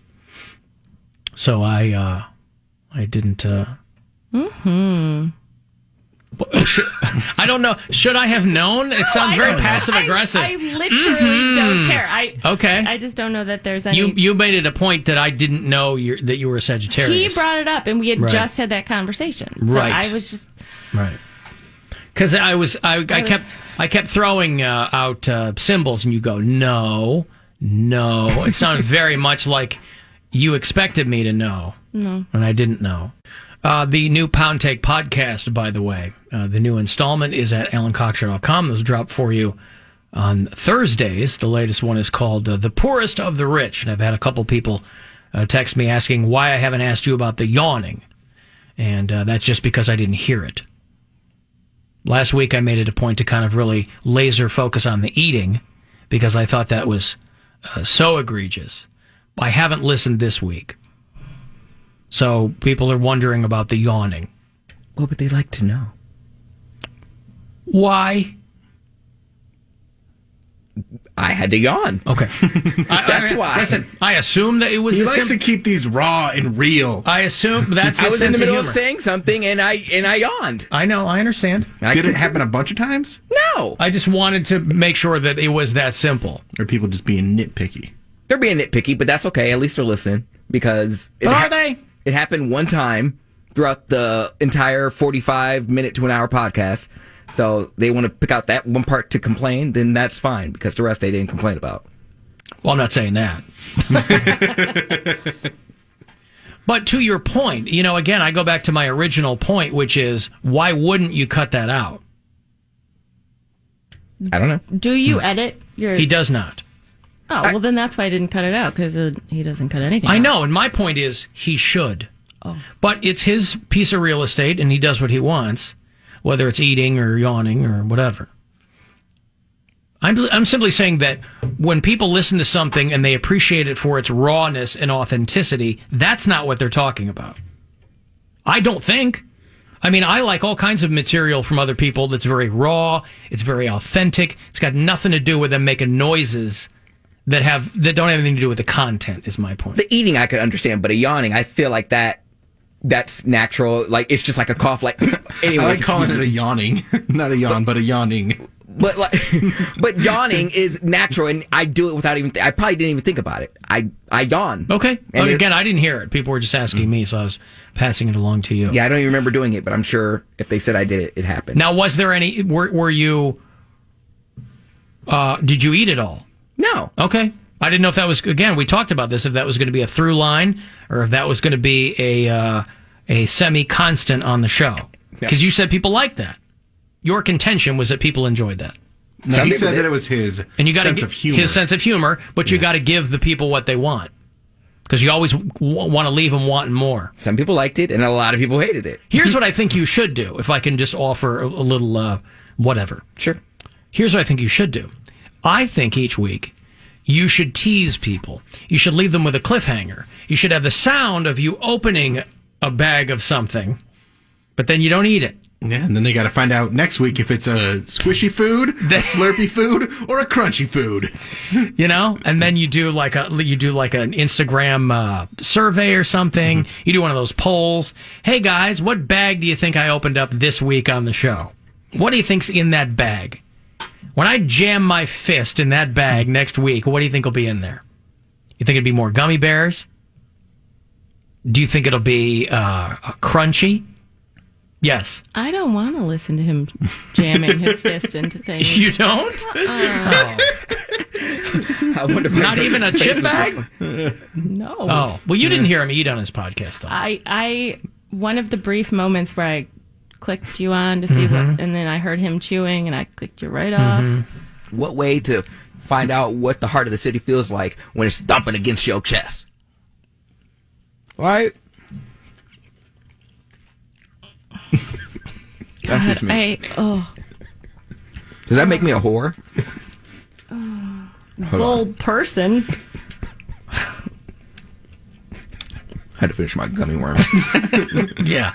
So you couldn't turn that off. I can't stand hearing people eat. What? You can't? That's what you're I was in the minority. That's what I was trying to tell him. But then I just sounded like I was being a pain in the ass. Well, you probably were. Well, but in the interest of trying to make it aesthetically pleasing. I don't think that I'm alone in thinking that's a really weird thing to keep in there. That's an awful thing to keep in there. Unless that's your hook. But if that's your hook, you got to stay with it. Now, if he was eating an Alabama floppy worm... He's ate plenty. How do you feel about chomping on an Alabama flopper?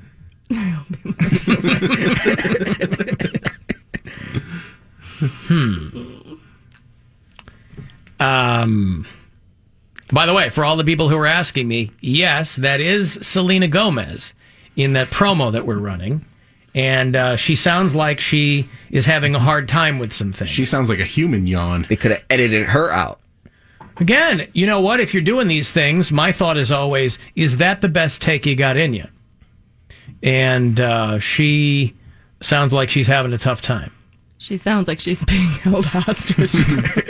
Like one of those old ISIS videos where they'd have you read what they wrote down. Death to America.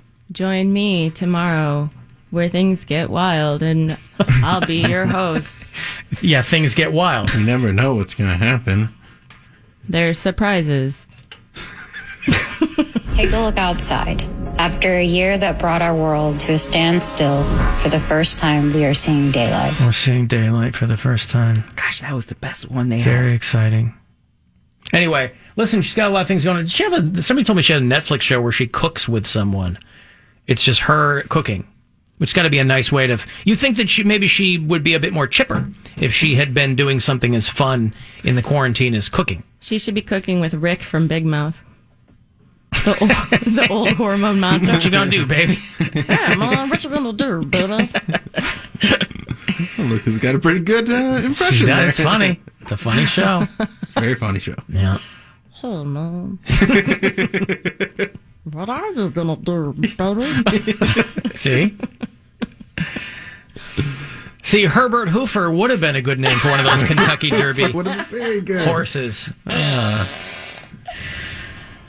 Alan, my birthday is in June and I'm a Gemini. Well, see, that's where you get into this because I am what the kids call on the cusp. Because my birthday is the 23rd and I believe Gemini ends on the 20th. And so for people who believe in this, they'll look at that and they'll go, ooh. And for any... you have a personality that can't be defined by one sign, we have to use two attributes to describe you. Well, I was going to say, for most people who've known me for any appreciable amount of time, they'll go, you are like two people, now that I think about it. I feel like and you never know who you're going to get. But how sexy are you? Oh, my goodness. Well, I'm no Scorpio. Well, let's get his mom on the phone and find out. Because you know when you think of the sexiest thing in the animal kingdom, you think of a scorpion, by the way. I feel like that's really unique, though. Like twins who are born on separate days. What if they're born on separate days and separate signs? Like one's born on the 23rd. It's the same. One's born on 24th. Doesn't matter. Wait, what? Separate? Wait, what? He's saying if they're born like at midnight, one's born on one day, and then the other one's born, but it also splits an astrological sign. Oh man, now the world's in chaos. Well, that's pretty cool. You have your own. Like twins always complain, like I never have anything to myself. You have your own birthday and you have your own sign. At least you've got a story. Yeah. And that's all people are really looking for is just a story. Something they can call their own. You know what? Like mine is, I was dead when I was born. And they brought me back to life. Oh, that's I'm my... Ellen. I was dead. I mean... Oh, look at me. Also, I was 45 pounds and dead when I was born. I don't remember it. And also, I was told let's to remind you were not actually born. You were removed because you're a cesarean baby. That's right. Yeah, Yes. I didn't come out the natural way. Well, you weren't born if you were dead. Yeah. What do you mean? It's not childbirth if you were dead. Babies were born dead all the time. They're not born. He was still born. He was still removed, and then dead. Then yeah. Yeah, they got like the salad tongs or whatever, and they haul me out and salad tongs. Again, I wasn't. I was there. I don't recall it though. So, they needed some heavier machinery than salad tongs with your big old baby butt. Yeah, they had one of those like those Tonka trucks that they would pull up, one of those remote control things, and his head alone weighed 14 pounds. I was a very large child. I was like the size of a toddler when I was born. And your mom wanted to stay sexy, so she's like, take him out the side. That's right. Alan, you have been described by your enemies as evil, insane, manipulative. Who are you? Call the Alan Cox Show. 216-578-1007 or 1-800-338-1007.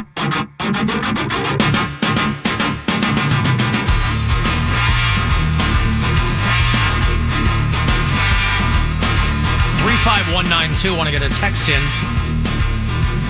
Bill Squire Friday Get Down is on the way. That's how you know your weekend has officially begun. Much better weather today for the second day of the draft than obviously there was last night. And Bill's going to be running back and forth between the draft and the weekend shows at Hilarities. All kinds of back and forth. Yeah, I got to do what I got to do. I wasn't expecting to get the credentials. They submitted a bunch of names for credentials for the draft, and I was one of the people that was picked. So I was like, oh, great. Yep. So now I got to do double duty.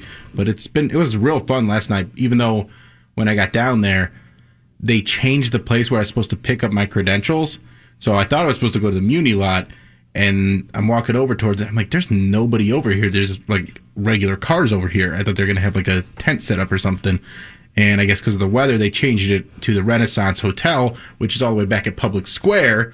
So then I have to like basically run there because I get down there around like 6:30 and everything starts around 7:30. And so I run over there. And like you had to go from the Muni lot to Public Square? Yeah. And I had to, like, in the rain, that was probably when it was raining the heaviest, so I had this big poncho on, and I look like Bruce Willis in Unbreakable, just, like, fighting through the crowds because I'm trying to track someone down. Yeah. And I get over there, and they're like, hey, nice poncho. I'm like, it's raining, jerks. Like, I don't know, they kind of made fun of my poncho. Now, what did your poncho look like? It's just a big gray poncho. It's nice, like vinyl poncho. It's in the back of my car. You can probably see it. That would also be a weird thing to point out when it's raining.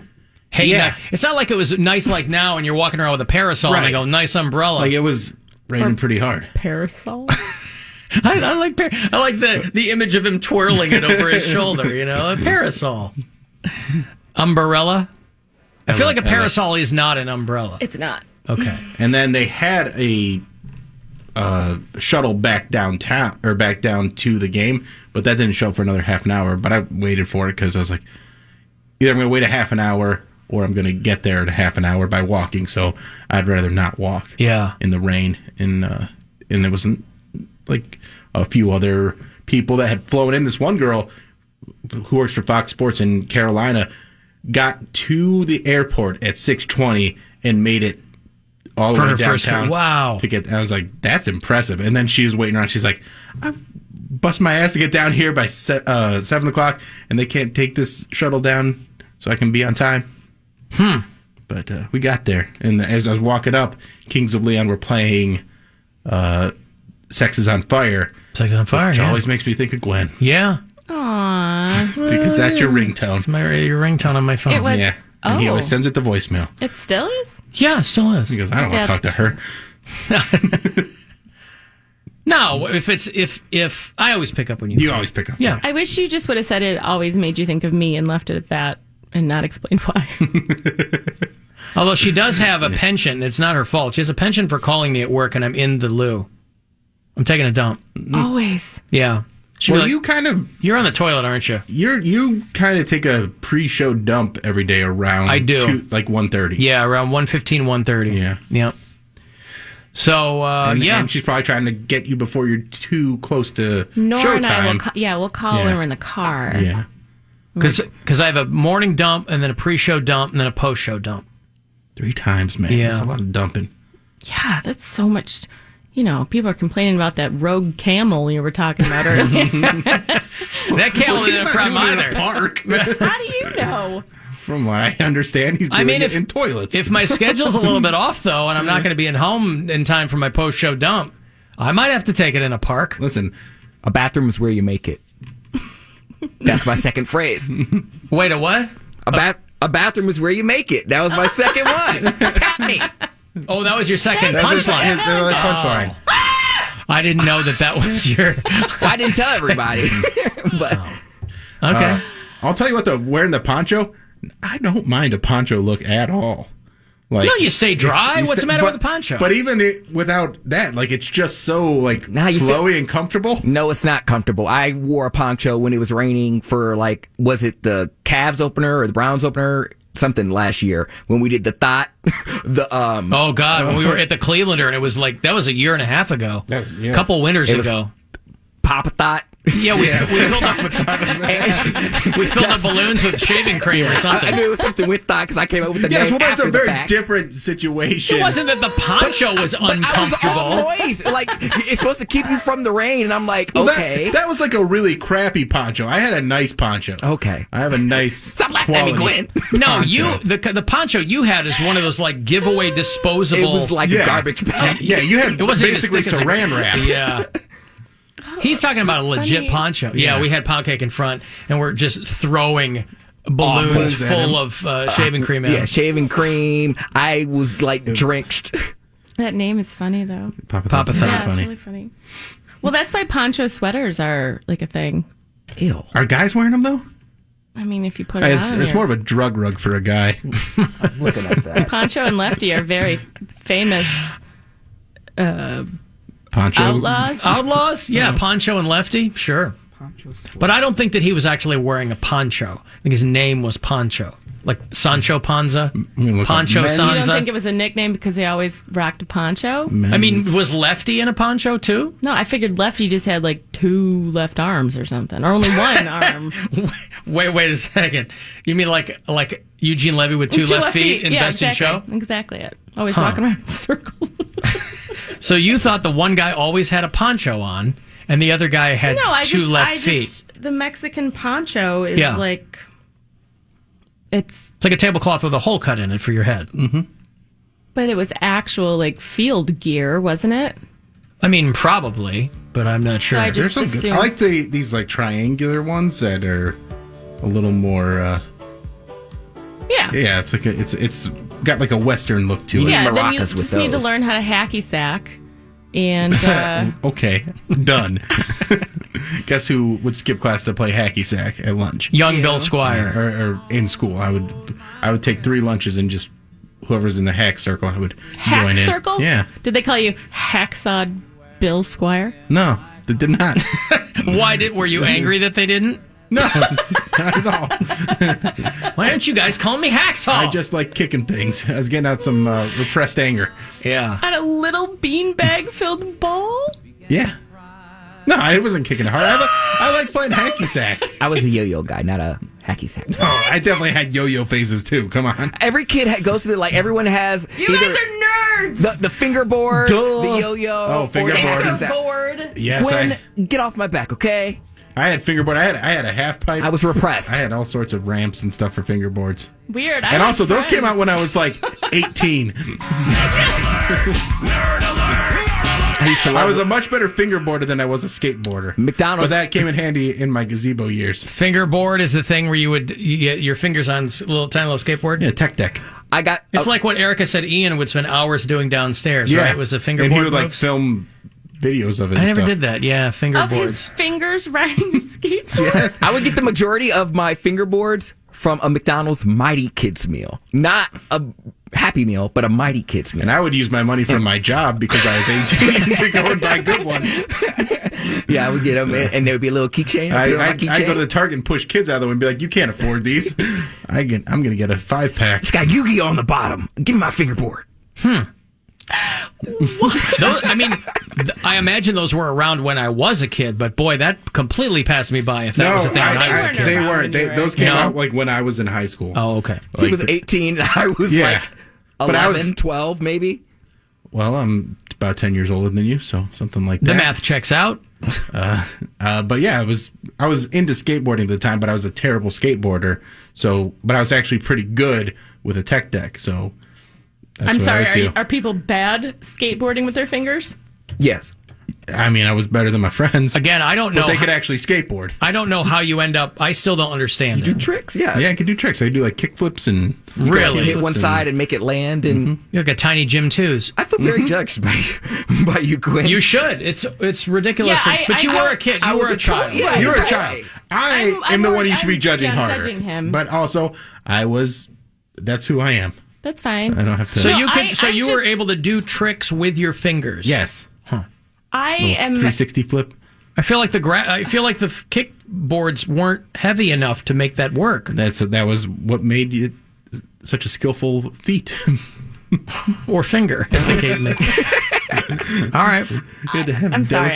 I've never known anyone to do that. I mean, I would certainly. That's all. I'm sure it would be very funny to watch that happen, but well, they were like the tech decks were made to look like real skateboard. Like they had like Birdhouse boards and Alien Workshop and all like real skateboard companies would put their graphics on them. So if you knew anything about skateboarding, you'd be like, oh, this is an Alien Workshop or an Element or something like that. Somebody, one of the Google questions, are tech decks worth anything? And the answer is tech decks are worth nothing. I could have told you that. So you can still get these. You could still go to like Walmart.com still has jumbo finger skateboard toys. So for the kids with the big fingers. I wasn't using no jumbo fingers. Did you wear a helmet? Yes, but for different reasons. He had two little helmets on his fingers. Teachers would be so pissed that we were playing with those. They would take them away. Like they would see them immediately. Well, yeah, you're in class. I guess I understand. Pay attention. Maybe if you'd done less fidget spinner, but I don't understand. Maybe if you'd done less fingerboarding in class, Pound Cake. Well, I was sometimes never mind. If he had paid attention more. Yeah, that's true, but I didn't. Tech decks. Wow, that's new to me. Again, tech decks. Erica talking about Ian doing is the extent of my knowledge on this. So people were really trying to trick these things out. Yeah, you could decorate them, get different wheels for them. You could paint the bottom. It'd be like a little crafts project. Why not? They're like a male dollhouse. Dude, watch this. It is goddamn ridiculous. Watching how to fingerboard on YouTube. It is ridiculous. I'm sure they have like a. It's close-ups of fingers on a tiny skateboard. Why wouldn't you just learn to skateboard? I tried. I was very uncoordinated with my feet. So you were more coordinated with your fingers. Yes, I have decent hand-eye coordination, but my footwork is just trash. It looks like a robot chicken sketch. And this is not shade, but do bigger people skateboard? Like, do fat people skateboard? Not really, but I wasn't really a fat guy. Yeah, I didn't know. I've seen heavy skateboarders. But like I wasn't. I mean, I was kind of chubby in high school, but I wasn't like a big fat guy like I am now. So that wasn't the problem. It was just like I didn't have the. You have to have kind of a recklessness in you to be a good skateboarder. Like you have to not be afraid to get hurt, and I was always afraid of getting hurt, so I wouldn't actually go for stuff and just couldn't really make it happen. You're almost guaranteed to break something with a skateboard or just like really puncture something, because there was a kid that Anybody break their fingers on the tech decks? Landed the wrong way. No, I'm talking about like dislocated a nail. Yeah. There was a kid that tried to do a trick and it landed right in between his legs, like the long way, and he ruptured his sack, but not a ball. So luckily he was okay, but he was bleeding. I was like, ooh, he ain't about to have no kids. And that sounds like that made you happy. Well, I was a mean kid back then, so it did make me happy. You were happy when people couldn't have kids. Little dumb. I couldn't have any kids because I was gay. So I was like, if I can't have none, life ain't fair. He can't have none. And no one was going to sleep with you because you were playing finger skateboard. Yeah, right. At 12. Well. Were you playing Gleaming the Cube theme song while you're doing this too? The Last Starfighter? Not really. I mean, because that was when I was more a child, so I was listening to all the stuff. I was going to concerts and stuff. I had a girlfriend at the time. And did she take a back seat to your finger decking? She was a loser. Well, too. There was... she, appreciated the workout the fingers got. Alan, I was good at tech deck, and my friends used to call me Tiny Hawk. That's funny. That's very funny. All right. Yeah, It kind of fell to the side once I started playing more Tony Hawk Pro Skater, so that's like a video game version of it. Is that But better, also, Glenn? Yeah. But also, what was it that kept you, and anybody, it's a question for anybody It's who like used a to do fidget this. spinner. I get that. What kept people from continuing this after feeling, I imagine, completely ridiculous doing it the first time? What I don't kept know. you? It's just fun. I was a Mormon kid that didn't know what to do with his life, and that was a nice little escape for me. So I see. it was something that was kind of fun, and I was okay at it. Right. Did you name your hands? No. I'm just Sacco, wondering. come say hi to Sacco and Vanzetti. I just didn't know how deep it went. Like, did you talk? Like, did you? No, I would just. It was basically just Like, hey guys, I didn't know what to do Meet with in the my park. And then with they'd my. high five. I didn't know what to do with my free time at that point, so I just would do that. But you had a girlfriend. Yeah, but I couldn't see her all the time. Oh, I see. She wasn't real. She lived in Canada. When I couldn't get to Canada, She was on a modeling trip, okay? She was doing a tour around the world. We just talk on instant message. With my hand skate. She lives in Perth, Australia. You're talking about the draft. It's funny. There was a great article on Cleveland.com. Observations about Cleveland from people who are in town. They talked to one of the girls who was a meeting planner associated with the draft from Atlanta, and she said, "I didn't know you had a beach." You'd think, hey, they don't announce the draft the week before. Years in advance where these drafts are going to be for various sports. You'd think the people associated with it go, "What's going on in Cleveland?" A couple of years prior, oh, they're on Lake Erie. This girl, the news was not broken to her that we were on a lake. But there were all kinds of people in town, obviously, for this, and people who have to plan huge events that are associated with the draft. Stupid question. She was in town wearing Falcons colors, of course, because she's from Atlanta. And so what they hope, too, are that these groups, if everything, they want to keep these groups happy, too. So then those groups go, well, we're going to have our big convention in Cleveland then, too. Yeah. And the circle continues. But I think it's funny. She's like, I didn't know y'all had a lake. I didn't know you had a beach. Can a city be on a lake but not have a beach? You can, Yeah, well, you probably. could. I mean, Yeah, you can just- most cities would develop It's a not beach. like every part of the lake that touches the land is a beach. Right. You'll have break walls and things like that. No, I'm just saying, it's very possible, especially as dirty as Lake, and being the dirtiest of the Great Lakes, it's very possible that Cleveland could just be like, yeah, nah, we don't need a beach. I mean, it wasn't the best beach for a long time. Yeah. It was, beach was questionable. One guy was in town from Orlando, and he was scouting Cleveland for his own association. And he didn't want to say what the association does, but he said that they would need approximately 3,000 room nights, would bring live animals to town, and need salt water. Dentist.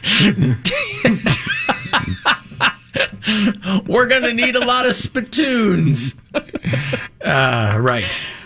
So for a lot of these people, it was their first business trip in a year. Well, yeah. And, they get in here and find out that we've got spittoons and we've got salt water and we've got a beach. And a Wahlburger. There's a Wahlburger downtown. You got a beach and a Wahlburger? I didn't know y'all had a This is Wahlburger. a big city. Well, And a Shake Shack. gracious. Do we have a A Shake Taco Shack? Bell cantina. Oh, my stars. Do we have a Shake Shack? Yeah. It's right next We to... do now, yeah. We have a Shake Shack, and it's right next to Marble Room. Really? Right Yeah. downtown? It is. Oh, I It's didn't going to be know that. across the street from our new studios. Seriously? Yes. It'd be like 300 pounds. I'm going to have to work overtime, boy, tonight, because we're going to be across the street from like Robex and Shake Shack. Oh, and the Potbelly. And Potbelly's right there, too. I'm done with He's Potbelly. done with Potbelly because they keep giving him hot tuna. They heat up his fish. His fish salad is hot. But like the people in there knew me, like they'd say hi to me. And so I'm like, why can't I make this happen here? So I just stopped. Bill, how do you feel about officially starting the weekend? I'm for it. All right. Everybody, have a drink on me. Everybody have a drink on me. Hey, hey, everybody drink on me. Brother Leslie, how? All right, the Bills Squire, Friday, Get Down in honor of the late, great Murray Saul is brought to you by Cleveland Whiskey. It's how we know that the weekend is underway. Take it away, William. It's Friday! The draft is in town, so get yourself some Cleveland whiskey and listen to grown men say other grown men's names. It's so much fun. Or if you're more of an introvert, get yourself a tech deck, a tiny skateboard, and do some tricks. Tech decker, tech decker, tech decker! It's Friday!